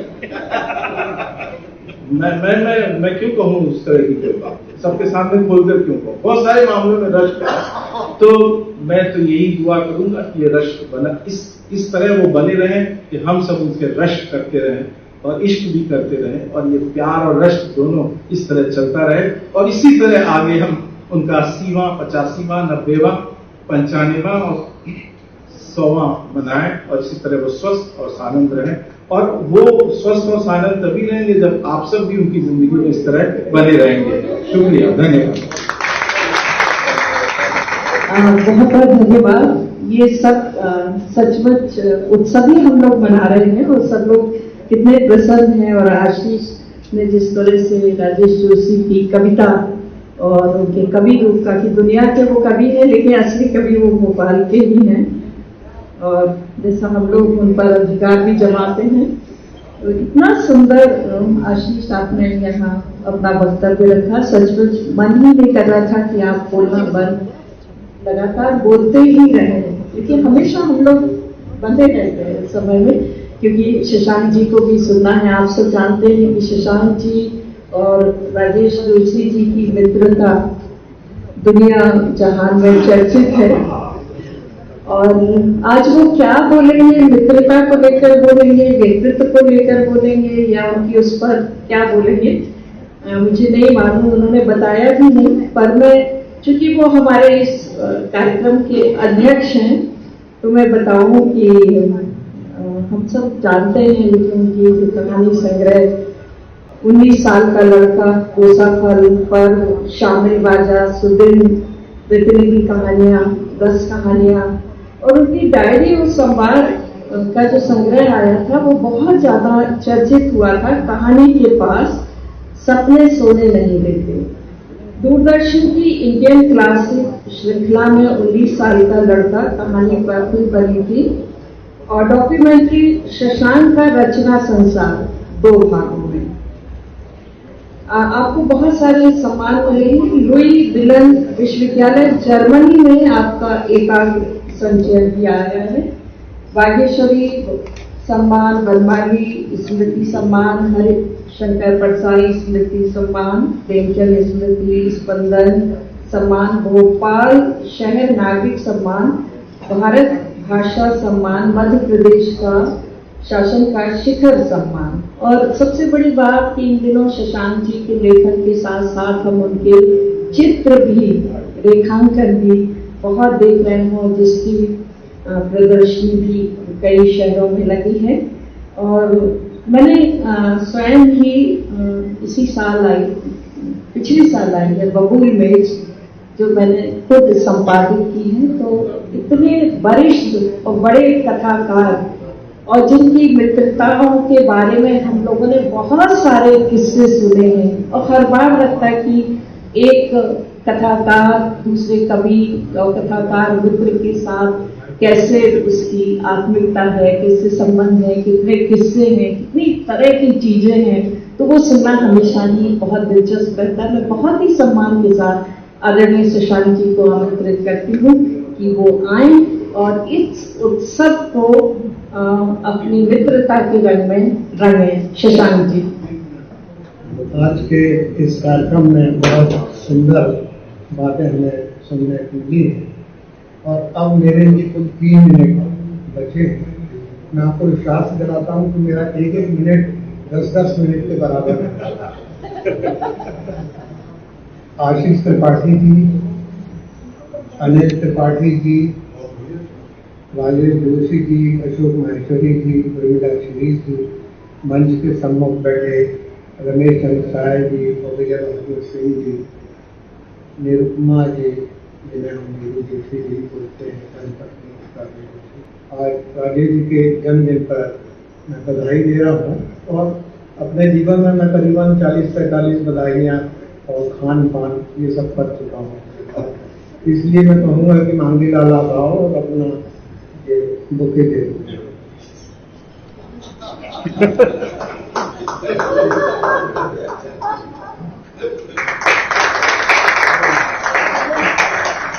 अब बात कुछ अच्छी लगी है, कभी भी मिल जाए। नहीं अब कुछ नहीं मिलेगा, 3 मिनट ही मिले हैं।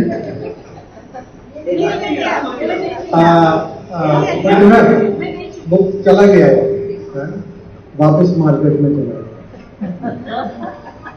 मेरा राजेश जी से सन 75 से संपर्क रहा है, और पहली बार को जब मैं आया तो धूमिल की किताब पर, कृषि संबंधी नीतियों पर मेरी इनकी काफ़ी गर्मा गर्मी उस लेख पर हुई थी पूर्व रहने। इसके बाद में अक्सर वेणुगोपाल को खोजने के लिए यहाँ वहाँ जाता था, तब फिर मैं इनके यहाँ गया मारवाड़ी रोड पर, मगर वे तो छूट गए और राजेश जोशी से जो संग साथ हुआ वो आज तक है। और इसमें बहुत सारी अंदर दुनिया अभी आपको लोगों की बातचीत में सुनाई पड़ी। उसमें मैं यदि कहूँ कि मैं 2 तरह से अपने चीज़ों को बांटता हूँ। 1975 से लेकर 1990 तक का ये कालखंड मैं कहना चाहूँगा, और दूसरा 1991 से लेकर आज तक का ये कालखंड है। दरअसल 75 के बाद वे मारवाड़ी रोड पर बुधवारा में वहाँ पर रहते थे। ताज स्टूडियो के ऊपर एक कमरा था और ऐसा लगता था कि यह एक लेखकों की धर्मशाला है, जहाँ पर राजेश जोशी जी को कुछ काम दिए गए हैं कि वे सिगरेट पेश करें, चाय बनवाएं नीचे से, और लोग वहाँ रहते थे। एक गट्ठे वाली एक कुर्सी पर त्रिलोचन जी बैठकर वो ऐसा कार्यक्रम शुरू करते थे जिसमें मीरा से लेकर मिराज तक वो आपको सारी बातें, एक वायुयान से लेकर एक मीरा तक में सारे संबंधों को कह सकते थे। दूसरे ताज गोपाली साहब आते थे और उस गर्मा गर्म कमरे में, धुएं से भरे कमरे में, नीले और अलमस्त कमरे में जब निकलते थे तो केवल 2 रुपये और मेरा काम इससे ही चलता, उससे ही वो अपना काम चला रहे थे। हम दोनों को, राजेश को और मुझे, जान बटन की दुकान के सामने वहाँ पर मिले और कहे लिख लो इसको, मुझे हिंदी नहीं आती, तुम्हें उर्दू नहीं आती, हमें एक दूसरे के जहन की खुशबू नहीं। ऐसा व्यक्ति जिसकी शायरी को यहाँ अभी दोहराने का मकसद नहीं, जिससे काफी सीखने का मौका, उसकी अलमस्ती राजेश की थी। विनय दुबे थे जो कविताएं नहीं लिखते थे बल्कि धान से अपनी कविताएं निकालते थे, जैसे जलेबियां धान से निकाली जाती थी। तो वो आज मैंने 30 कविताएं, तो कौन नहीं डरेगा, ऐसे कवि में कौन नहीं डरेगा। तो राजेश जोशी जी ने जो सब सीखा है उन सब के पीछे उनका पुराना चौक है, जहाँ पर वेणुगोपाल, राम प्रकाश त्रिपाठी इत्यादि वहाँ आया करते थे।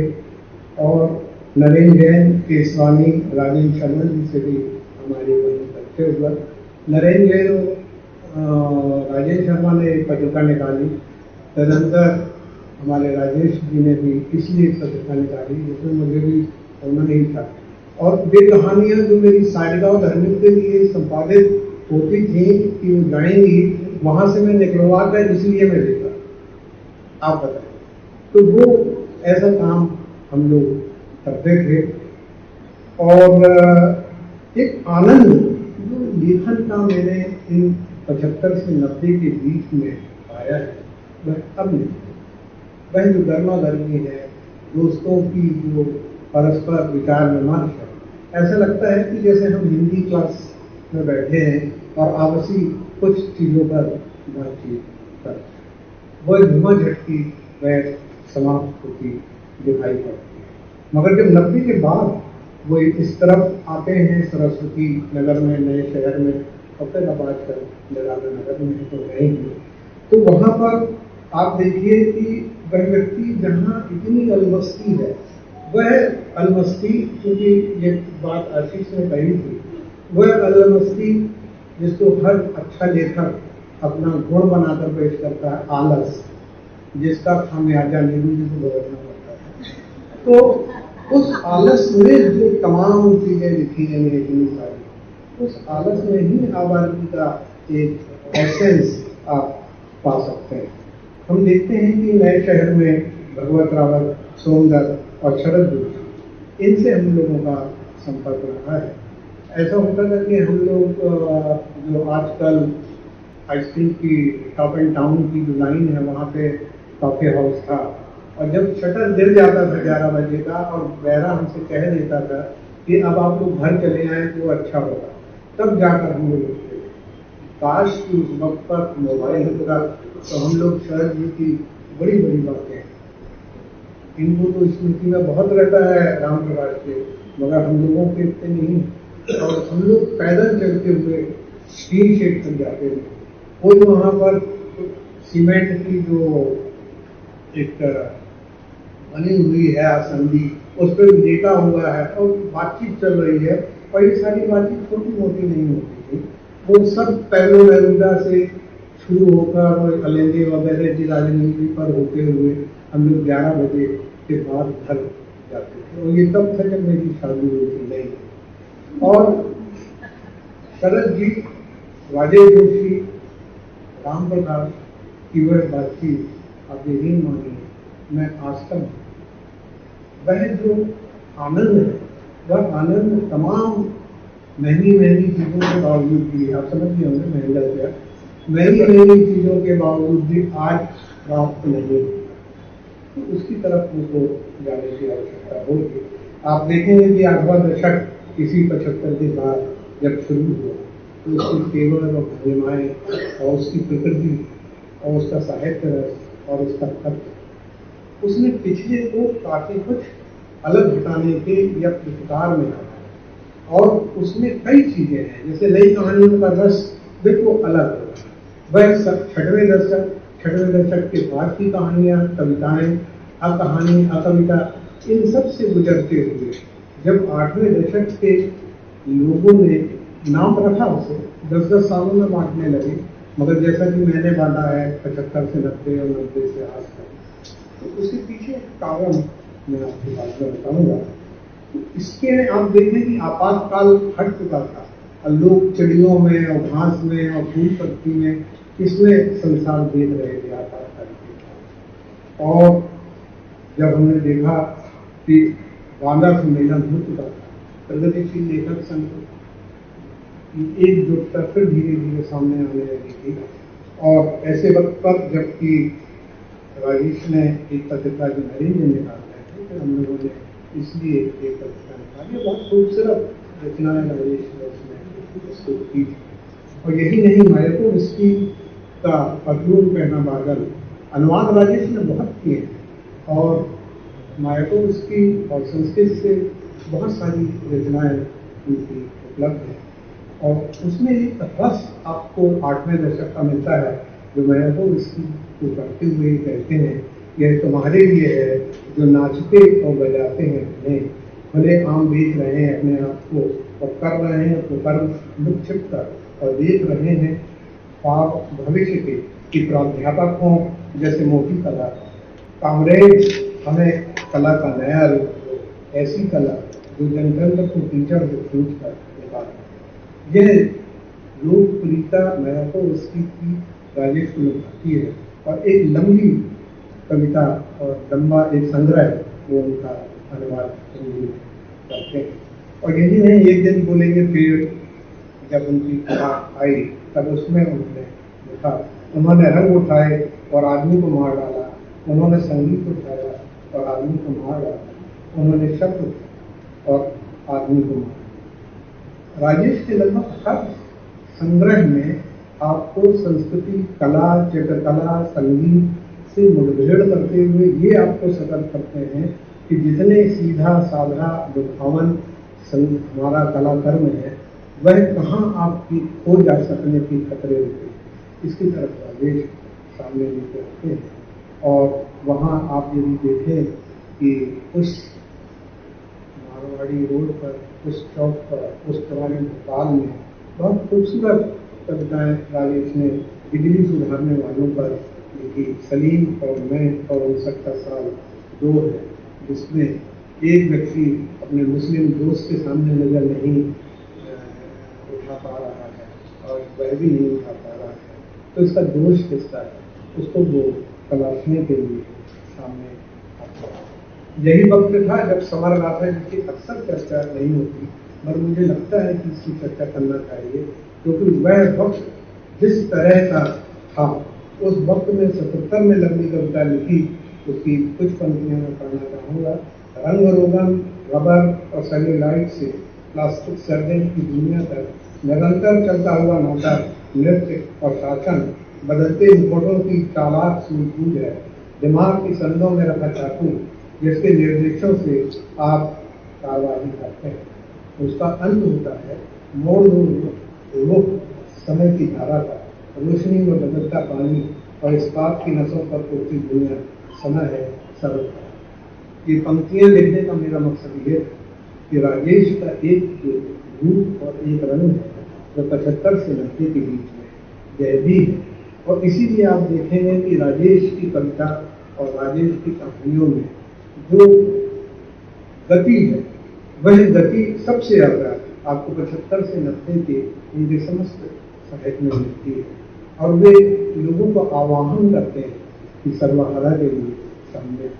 मगर 90 के बाद की दुनिया की स्थितियां, हिंदुस्तान की जो स्थितियां हैं, उनको देखते हुए राजेश एक तरफ खुल्लम खुल्ला होते हैं कि वे अपने यहाँ के तमाम उन लोगों को जिस पर आप नाम भी ना लें और पता लग जाए आपको कि किसके बारे में ये लिखा जा रहा है, राजेश खुल्लम खुल्ला लिखते हैं। मगर वह एक और चीज पैदा करती है कि वह उन लोगों पर ही तो है जो आज हमारे लिए एक अंधेरा समय दे रहे हैं।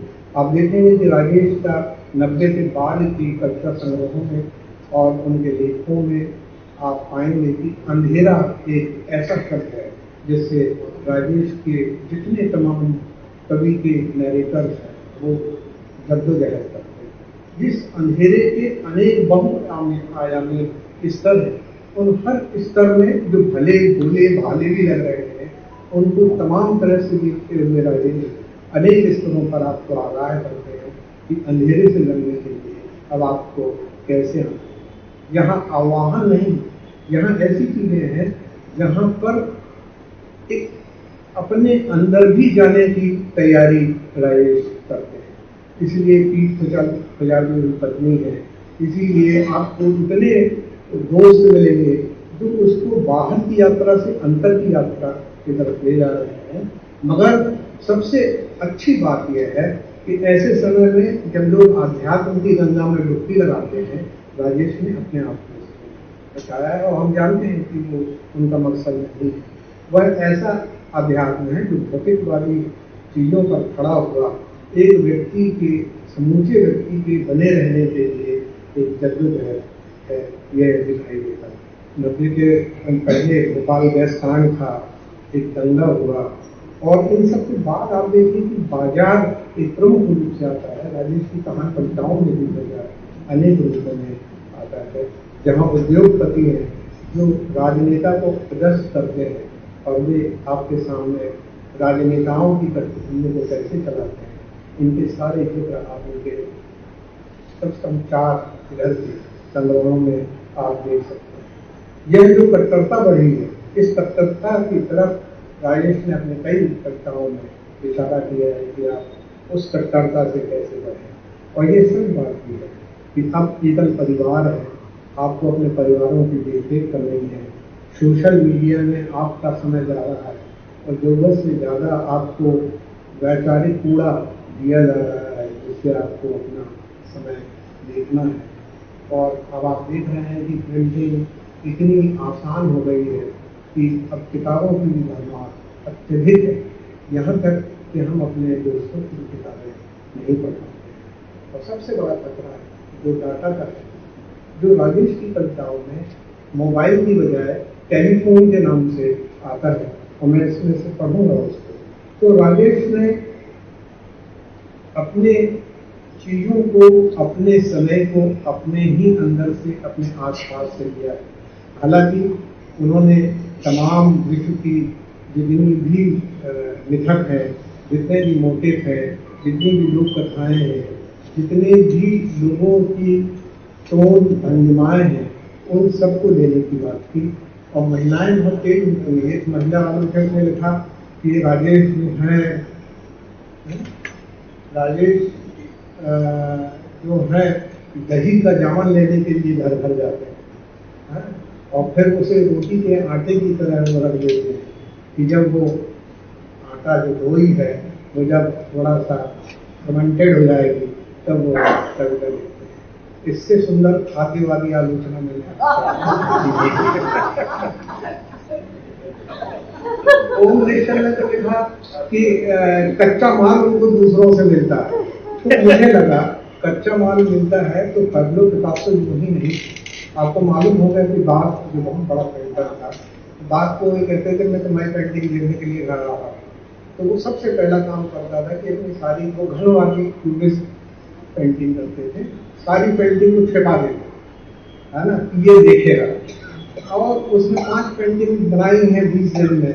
वो जाता था और पिकासो ने उसका पेंटिंग देखा, फिर अंदर घुस गया उसके किचन में और सारी पेंटिंग ले आया। और जब घर गए तो करीबन 1000 पेंटिंग उन्होंने एक महीने में कर दी। तो बात एक तरफ पड़े और बाहर घन वाली पेंटिंग सामने रखी हुई है। तो सवाल यह है कि आपकी जो प्रतिभा का जो विस्फोट है, उस प्रतिभा के विस्फोट के लिए व्यक्ति को बहुत जगहों से, बहुत सी चीज़ों का, बहुत तरीकों से लेना चाहिए।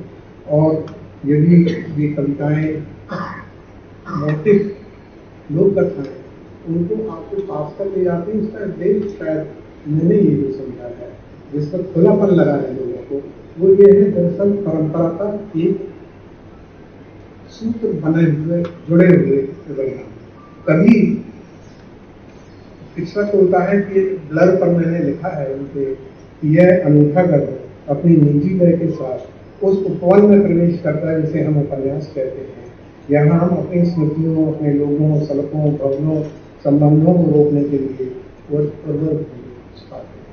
मित्रों, मैं इस बात से सहमत नहीं होता कि कवि होना वो कहानी में कविता को घुसेड़ना, उसको लेके आना। दरअसल मुझे ये खुद ही अजीब लगता है कि किसी व्यक्ति की किसी दूसरे व्यक्ति से आप तुलना करते हैं, क्योंकि हर एक का जीवन, हर एक का लिखा जाना और हर एक की सोच का पर्सपेक्टिव बहुत अलग होता है। रचना प्रक्रिया अद्भुत होती है और वह किसी बड़े आदमी या छोटे आदमी से दूर में नहीं लिखा जा सकता। आप अपनी कविताएं और कहानियों को ही यदि देखते हैं तो त्रिलोचन जी के साथ वहाँ अपने कमरे से चलते हुए हम लोग चलते थे, तो वो कहते थे कि असली कवि वह है जो अपनी कहानी और गद्य में कभी दिखाई न पड़े। मगर आज हम देखते हैं कि लोग तारीफ के पुलिये बांधते हैं कि इसकी कहानियों में ये लय पाए जाते हैं। दरअसल मैं नवंबर में बहुत ज़्यादा लिखी है इस पर कि कहानी के कथानक और लय, कविता की जो लय है, रिदम है, उससे भिन्न है, उससे बचने की आवश्यकता है। आज हमारे पास रमेश शायर जी हैं जो कविता, कहानी, नाटक, उपन्यास सब लिखते हैं। तो क्या निराला हमारे पास नहीं है? तो क्या हमारे पास रघुवीर साहब नहीं? हमारे पास सारे लोग हैं। दरअसल वो अपने होने का, अपने व्यक्ति की मैदान को तलाशने में इन सारी चीज़ों का कोशिश करते हैं, जिसमें कभी न कवि होता है न कहानीकार होता है। कोई कंपार्टमेंट ऐसा नहीं है जो एक जगह से दूसरे जगह बिना टिकट घूम रहा है। कवि अच्छी तरह जानता है कि यदि उसने उपन्यास लिखा है तो क्या है। आपने देखा होगा किस्सा के उदाहरण में कि बार बार उसमें व्यक्ति एक आता है और ये साबित करने की कोशिश करता है कि ये मतलब गप है, उपन्यास नहीं। और मेरा इससे इसीलिए ताल्लुकात ये है कि मैं कहता था कि इसे उपन्यास के रूप में ही छपवाओ, क्योंकि लोग एक आपका जो इंतजार रस्ते हैं उसे सचमुच मान लेता है और उसे मौका लगता है कि हाँ ये सही है, ये उपन्यास नहीं है, ये नोटबुक है। इससे तक इसीलिए मुझे उसके ब्लर पे ये लिखना पड़ा था। मित्रों, नाटकों के बारे में बात थोड़ी सी हुई है। ये देखना चाहिए कि राजेश ने नाटकों में अधिकतम जो काम किया है वो हमारी लोक कथाओं का रूपांतरण किया है, कहानियों का रूपांतरण किया है, रेणु की कहानी का रूपांतरण किया है। तो वो क्या चीज है कि एक लेखक को अपने रूपांतरण के लिए अपनी बजाय दूसरों को लेकर, यह उसकी उदारता है कि जो अच्छा लगता है उसको मैं और लोगों तक पहुँचाऊँ। तो उस नाटक का वो भाग लेते हैं और उस तरह समग्र यहाँ पर देख रहे हैं। और उस नाटक की जो कविताएं हैं उनकी यदि स्केलिंग की जाए संगीत में, तो आप देखेंगे कि नाटक में कविता की विधा की जो स्केलिंग है वो इतनी खूबसूरत हो सकती है जिससे ये काम होना चाहिए। मैंने कहा था कि मोबाइल की बात की, मेरा 1 मिनट 10 मिनट लग रहा है कि नहीं लग रहा है? जिसमें बतियाने की इच्छा होती है जी, ओके थैंक यू। जिसमें बतियाने की इच्छा होती है उनके पास तक ही जाना पड़ता है। आज भी ये होना चाहिए। जिनसे बतियाने की इच्छा होती है उनके पास तक ही जाना पड़ता है। बात यह टेलीफोन पे किस मर्ज की दवा है, काम आता नहीं सलाम भर, जैसे ही उठाकर कहिए हेलो, सामने से आवाज आती है राम। तो ये दुनिया हमारी जो बन रही है उसके लिए ये सामने आ रहा है। आप देखेंगे कि राजेश के जो अभी के दो संग्रह है, एक चित्त और दूसरा प्रलोभन, ये दोनों ही कहा जाए तो नकारात्मक शब्द ही हैं, मगर ये शब्द क्योंकि मैं जिद रखूंगा और ये मैं इस चीज का उल्लंघन करूंगा। अब ये 1990 के पहले कितने उल्लंघन करते थे, ये मेरे लिए सोच की बात है, मगर जितने उल्लंघन इन्होंने परिवार में, साहित्य में, दोस्तों में, राजेश 1990 के पहले की त्वरा जो है इनकी, ऐसा लगता था कि अब यहाँ पर जो है पहलवानों की मारपीट की जरूरत होगी, वह धीरे धीरे करते हुए सब समाप्त। और एक प्रमुख कवि जो अपने जीवन में ये समझ में आ गया कि आदमी को कविता के प्रतिमानों से मारा जा सकता है, जो उनसे चलना से नहीं। तो ऐसा ये है, और इस आधुनिकता को इन्होंने देखा है, इसीलिए कविता का शहर ये बहुत महत्वपूर्ण किताब है कि कविता का किस तरह शहर होता है, उनका अपना रिसर्च वर्क है कि आधुनिक हिंदी कविता का नजर विभाजित और अशांत आधुनिकता से बना है। जो लोग आधुनिक हिंदी कविता की आधुनिकता पर बार बार पश्चिम की नकल का आरोप मढ़ते हैं, जो वस्तुतः भारतीय नगर की आधुनिकता के इस वास्तविक चरित्र को नहीं समझ पाते। यह आधुनिकता पर भी राजेश का एक नजरिया है, जो कहीं न कहीं सर्वहारा के साथ चलने का एक बहुत बड़ा मंत्र भी इसमें आपको दिखाई पड़ता है। आखिरी में मैं कहूँगा, ये किसी उल्लंघन संग्रह से मैंने ली है इस कविता को। इस घर सौदा, उस घर सानी, इस घर रोटी, उस घर पानी, कटी उम्र बस यूं ही कल्याणी। कल्याणी कौन है, नीरू जी मैंने। कटी उम्र बस यूं कल्याणी, ना घर बांधा ना पाला खरहा, आगे ना न पीछे पड़ा। यह उनकी एक खूबसूरत कविता है। मैं उनको पुनः बधाई देता हूँ, बहुत बहुत।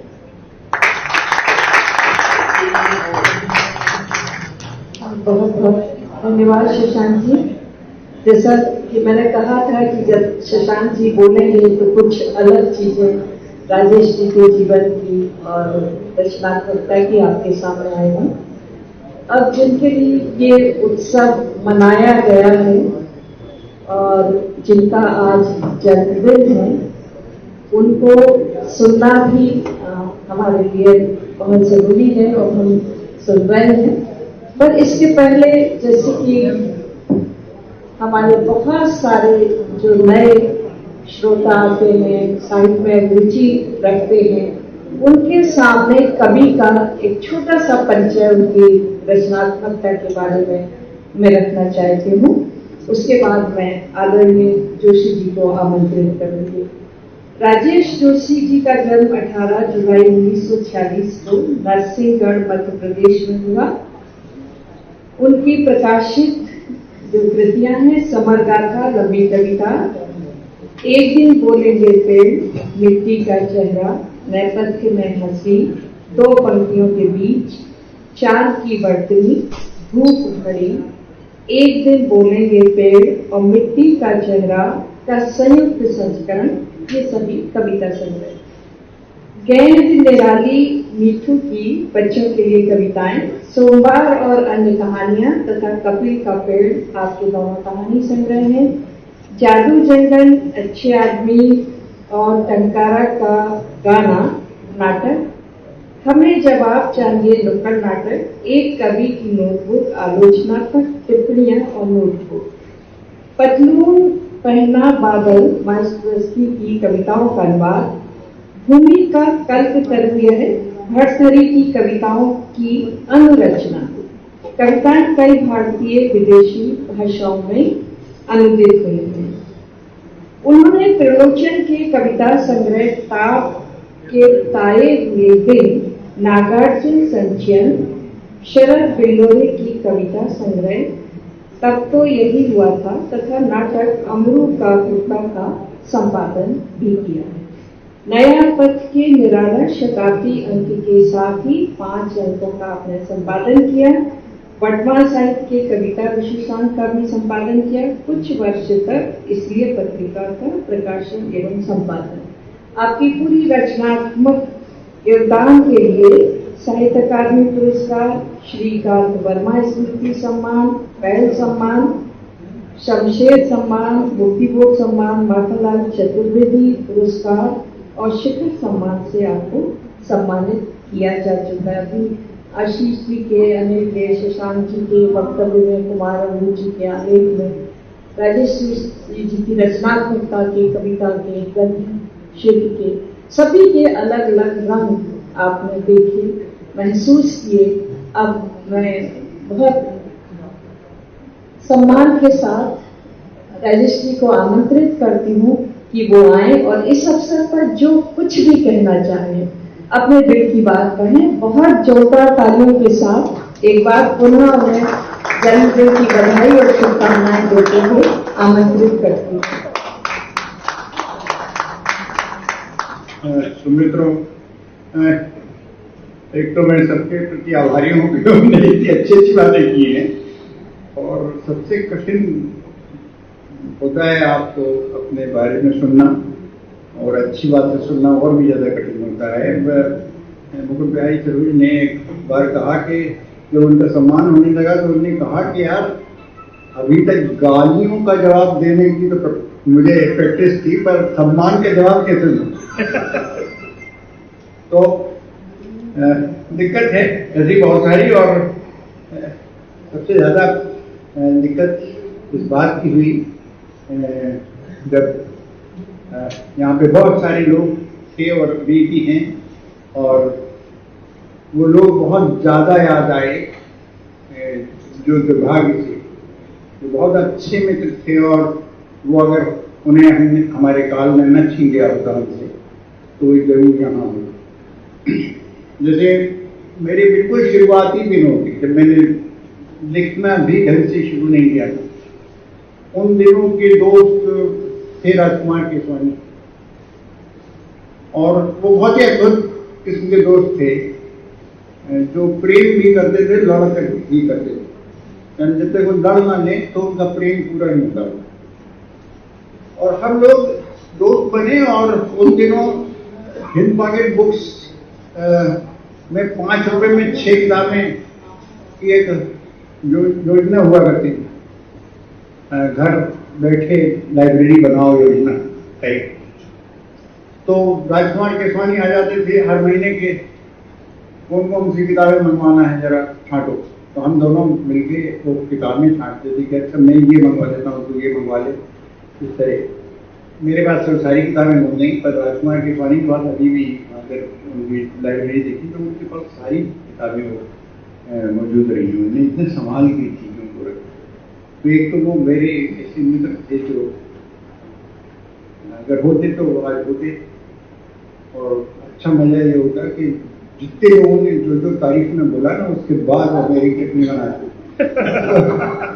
वो उनका नहीं होना इतना अच्छा।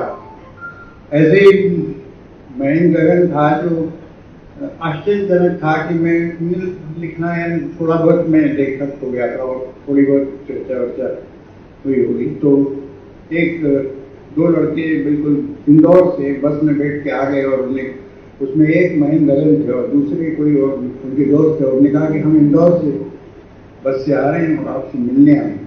तो हम तो जानते भी नहीं, मतलब वो भी मुझे नहीं जानते। इतना मतलब प्रेम उस समय था, और तब तक भोपाल नहीं आया था मैं। ये उस दौर की बात है, मैं बहुत छोटा था, क्योंकि उम्र में वो मुझसे छोटा था। तो उसका जाना एक बहुत ही अच्छा, और दुर्भाग्य से ये हुआ कि जब वो गया, मैं भी बहुत बुरी तरीके से बीमार था और क्वारंटाइन था, और मेरे से मेरा फोन भी ले लिया गया था। तो मैं जान भी नहीं सकता था कि कौन कौन चला गया।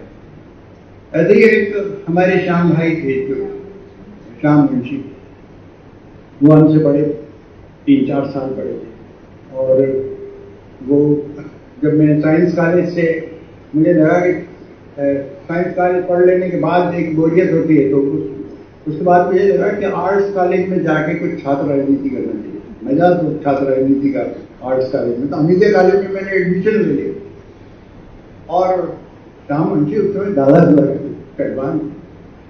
और उनके एक भाई थे जो हमारे साथ एमजीएम कॉलेज में थे, जूनियर थे हमसे, वो उनसे बड़े थे, श्याम भाई से बड़े थे, हुकुम सिंह तनकुशन।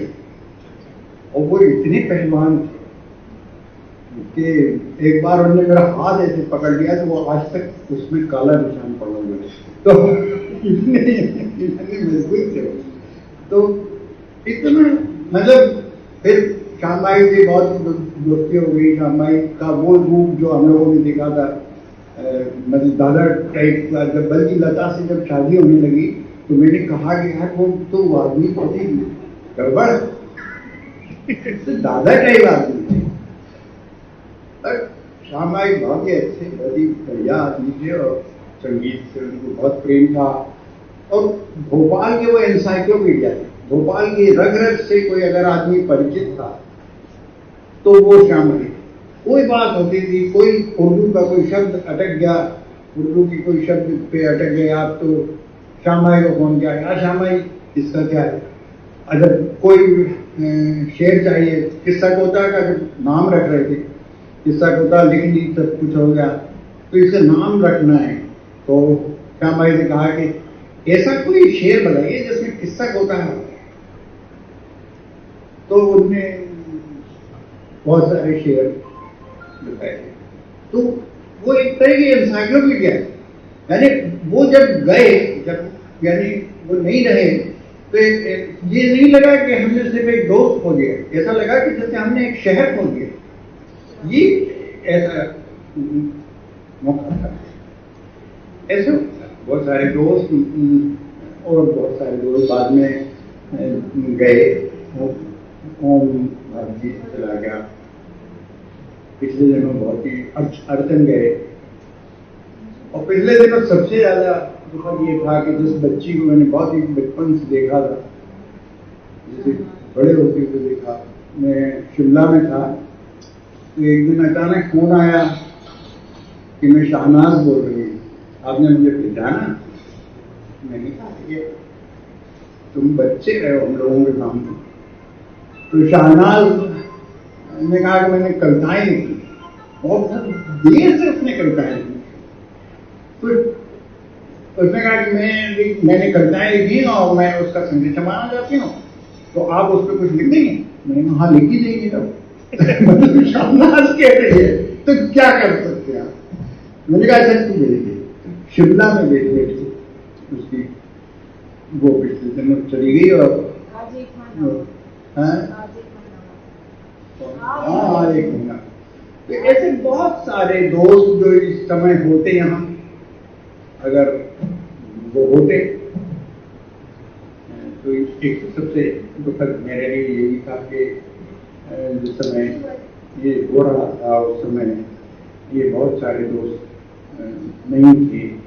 बहुत सारे दोस्त ऐसे थे जो एक लंबे समय से दोस्त रहे थे, उनसे बहुत सारा कुछ सीखा है, तो वो चली गई। तो ये एक संकट का दौर पूरा हम लोगों के बीच निकला, जिसमें एक तरह से हमने बहुत खोया है। तो आज ये तो सबसे ज्यादा दुखद मेरे लिए ये था।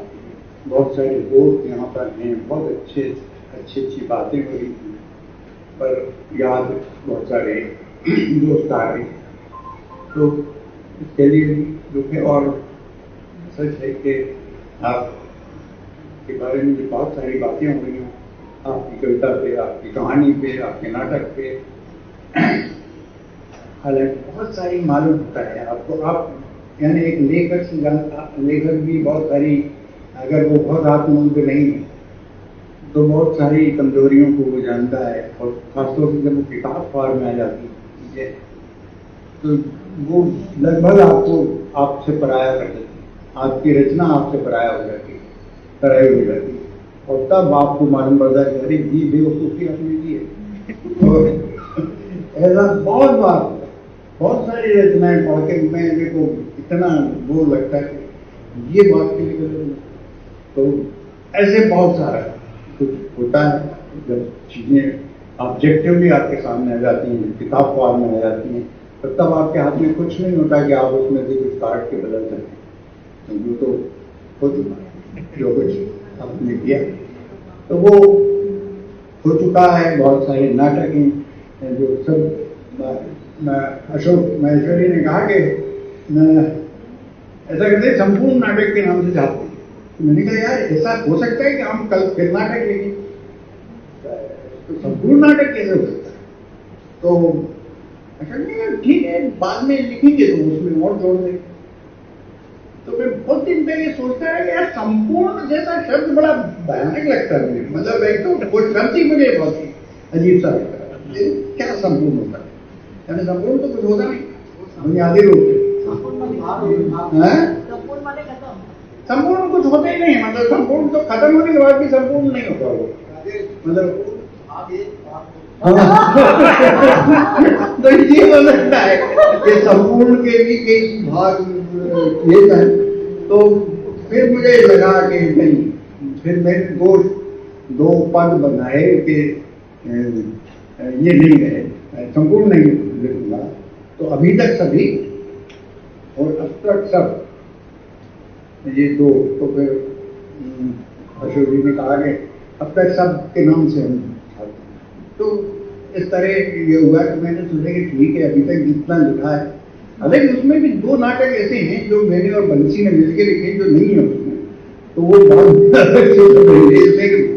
जो सबसे दुखद बात मेरे लिए, ये क्षण मेरे लिए सबसे ज्यादा इसलिए भी दुखद है कि नाटक की पहली ऐसी किताब मेरी आ रही। मैं नाटककार होता ही नहीं अगर बंसी नहीं होता, क्योंकि मैंने तो पहला नाटक लिखने के बाद ही तौबा कर ली थी और मुझे लग गया था कि ये अपने बस का काम है नहीं। तो उसके 3-4 साल बाद नेमी जी का एक बार पत्र आया कि एक प्ले राइट वर्कशॉप कर रहे हैं श्री राम सेंटर के साथ, तो तुम्हें जरूर इसमें पार्टिसिपेट करना है, तुम्हें नाटक लिखना है। तो उसमें यह था कि आपको किसी आधुनिक कहानी को लेकर या किसी लोक कथा को लेकर नाटक लिखना है। तो रेणु की एक कहानी ढूंढी गई, अच्छे आदमी, और मैंने बंसी से कहा कि यार इस कहानी को पढ़ लो और मुझे कुछ उसका स्ट्रक्चर बना के बता कि कैसे क्या समझाओ, क्योंकि मैं तो नाटक के मामले में बहुत ही तब तक कोई बहुत मेरी वो नहीं थी। बंसी ने उसे बहुत, जैसा कि बंसी की आदत थी कि वो जब फालतू बैठता था तो बहुत कोरे कागज खराब करता था, बहुत सारी रेखाएं खींचेगा, स्ट्रक्चर बनाएगा, वो लिख के नहीं बनाता कभी, तो सब लाइन से करता था सारे काम। तो आज बंसी नहीं है, बंसी की वजह से इसमें अच्छे आदमी जैसा नाटक लिखा गया, बंसी की वजह से सपना मेरा एक सखी जो नाटक है वो बंसी की वजह से लिखा गया। बंसी के साथ बहुत दिन काम किया, हम लोग बहुत अच्छे दोस्त रहे, बहुत लड़ते रहे, बहुत बार उससे मतभेद होते थे और बहुत बार हम काफ़ी अच्छे से लड़ लेते थे, फिर दोस्ती हो जाती थी। हम लोग खजुराहो गए तो तब दोनों की गाड़ी थी अच्छी खासी, तो रात को पहुंचे खजुराहो, टैक्सी से गए, दोनों की सिगरेटें खत्म हो गई। तो बंसी ने कहा यार सिगरेटें खत्म हो गई और रात हो गई और सारा खजुराहो बंद है, तो क्या करें। गया और जाने कौन कोई नौकर था गेस्ट हाउस का, उससे बीड़ियों का बंडल लिया है। फिर हम लोग रात में बीड़ी पीते थे, क्योंकि कभी नहीं बीड़ी पीता था, फिर भी पीते थे। और सुबह सुबह अचानक बंसी कोल जो था वो बाथरूम में घुस गया और थोड़ी देर बाद उसने झांक के बाहर कहा कि देखो, और उसने दाढ़ी वाड़ी सब साफ कर दी थी एकदम। तो यानी शॉकिंग था। तो ऐसे बहुत सारे किस्से बंसी के साथ के हैं जो और आज नाटक की किताब जो हो रही है, तो सारे लोग जिनकी वजह से नाटक लिखे गए, जिनकी वजह से बेले की स्क्रिप्ट तैयार की गई, प्रभात जागल जी पहले नाटक के लिए जिनने सुझाव दिया, नेमी जी जिनने पहला नाटक छापा जादू जंगल नाटक में, तो इन सब की याद इन किताबों के साथ जुड़ी है। और बंसी की याद तो बंसी हाल में विदा हुआ और दुर्भाग्य है कि तो ऐसा लगा कि जैसे नाटक के लिए जो एक बड़ा संबल था वो कहीं ना कहीं खत्म हुआ। तो इस समय एक दुख ये भी है कि जब नाटक सब इकट्ठे हुए तय है कि उसका बंसी होता तो बंसी को सीधा कमेंट नहीं करता था। बंसी ऐसा नहीं होता कि बहुत कहे कि वाह वाह बहुत ही अच्छा हुआ, वो कुछ ऐसा कुछ टेढ़ा कुछ कमेंट करता, अच्छा तुमने साले ये भी छपा दिया ऐसा तो अच्छा लगता है। मेरे को वो मिला साहित्य अकादमी तो वो गुपचुप खबर आई थी कि आपको मिल गया है और किसी को अभी बताना मतलब डिक्लेयर नहीं हुआ है। तो मैंने नहीं बताया, पर बंसी कहीं से पता लगा कि आ गया और फिर उसने थे गालियाँ मुझे नहीं बताया, तुम क्या सोचते हो तुम छुपा लोगे मेरे साहित्य अकादमी में संगीत नाटक अकादमी में और सब में मेरी पहचाने वगैरह वगैरह, ये सब बंसी कर सकते। ये सब बातें हुई और ये दुखद है और बात उन सबकी याद आ रही है और बस ये कुछ अच्छी धन्यवाद जोशी जी। मैंने कहीं पढ़ा था, ओशो ने कहा था कि किसी कवि की बहुत अच्छी कविताएं पढ़ के प्रभावित होकर उसके पास कभी मत जाना, जो कल्पना की है वो टूट जाएगी। लेकिन राजेश जोशी जी की चाहे कविताएं हों चाहे कहानियां हों, जितनी बार भी हम पढ़ते हैं उनके पास बार बार जाने का मन करता है। तो जितने अच्छे वो कवि हैं, जितने अच्छे कहानीकार हैं, गद्य शिल्पी हैं, उतने ही अच्छे वो इंसान भी हैं। और इंसान होना, बहुत अच्छा इंसान होना आज की सबसे बड़ी जरूरत है।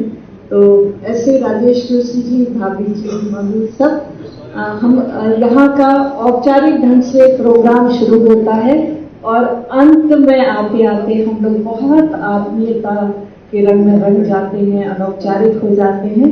तो इस बहुत ही सुंदर राजेश जोशी जी के जन्मदिन के बहाने जो उनकी रचनात्मकता पर, व्यक्तित्व पर जो बातें हुई, भोपाल को जानने का मौका मिला, अभी बहुत भावुक होकर वो अपने मित्रों को याद कर रहे थे। तो ये तमाम चीजें हमेशा हमारी स्मृति में रहने वाली हैं। और फिर से वही कहेंगे कि कोरोना काल निकल गया, हम सब लोग यही दुआ करते कि आप हमेशा बहुत स्वस्थ रहें और बहुत अभी आपको लिखना है, आगे हम लोगों को पढ़ना है, ऐसे आयोजन करना है। और अब मैं आभार व्यक्त करने के लिए अशोक जी को आमंत्रित करती हूँ कि वो आप सबके प्रति आभार व्यक्त करें। अशोक माहेश्वर जी। उर्मिला जी ने कहा है तो आभार व्यक्त करना पड़ेगा। अब किस का आभार करें, क्यों आभार करें और किस चीज के लिए आभार व्यक्त करें। मतलब जहाँ सब अपने हों, अपनों का मतलब आभार कैसे व्यक्त किया, मुझे बड़ा अजीब सा लगता है। आजकल वो चलता है कि कर्टसी एक व्यक्त करनी चाहिए, अपनी पत्नी के प्रति भी कर्टसी व्यक्त करो, हर किस काम के लिए, दोस्तों के प्रति, बच्चों के प्रति, मतलब सबके लिए कहते हैं कि धन्यवाद जरूर करना चाहिए। मेरी समझ में आता नहीं है, सच बात, मतलब अजीब सा लगता है, लेकिन अब करना है। तो आप सबका बहुत बहुत धन्यवाद, आप सबका बहुत बहुत आभार, आपने हमें इतना समय दिया और इतनी देर तक हमारी सब बातें सुनी और बहुत अच्छी बातें हुई। मतलब शशांक जी ने इतनी अच्छी बातें कही और एक दोस्ती के प्रति, और आशीष त्रिपाठी जी तो मतलब उर्मिला जी इतनी तारीफ कर चुकी है इनकी, तो और क्या कह जाए। आशीष त्रिपाठी जी, मालूम जी का बच्चा, राजेश जी ने अपने दोस्तों के बारे में सब कहा, तो बहुत अच्छा लगा। और आप सब ने इतना समय दिया, इतनी अच्छी तरह से सारा कार्यक्रम संपन्न हुआ, आप सब आए, आप सबका जो हमारे अपने हैं, हमारे हम ही जैसे हम भी इधर भी है और इधर भी है, आप सबका बहुत बहुत आभार। ऐसे ही अपना स्नेह, अपना प्यार हमारे साथ बनाए रखिए। बहुत बहुत धन्यवाद।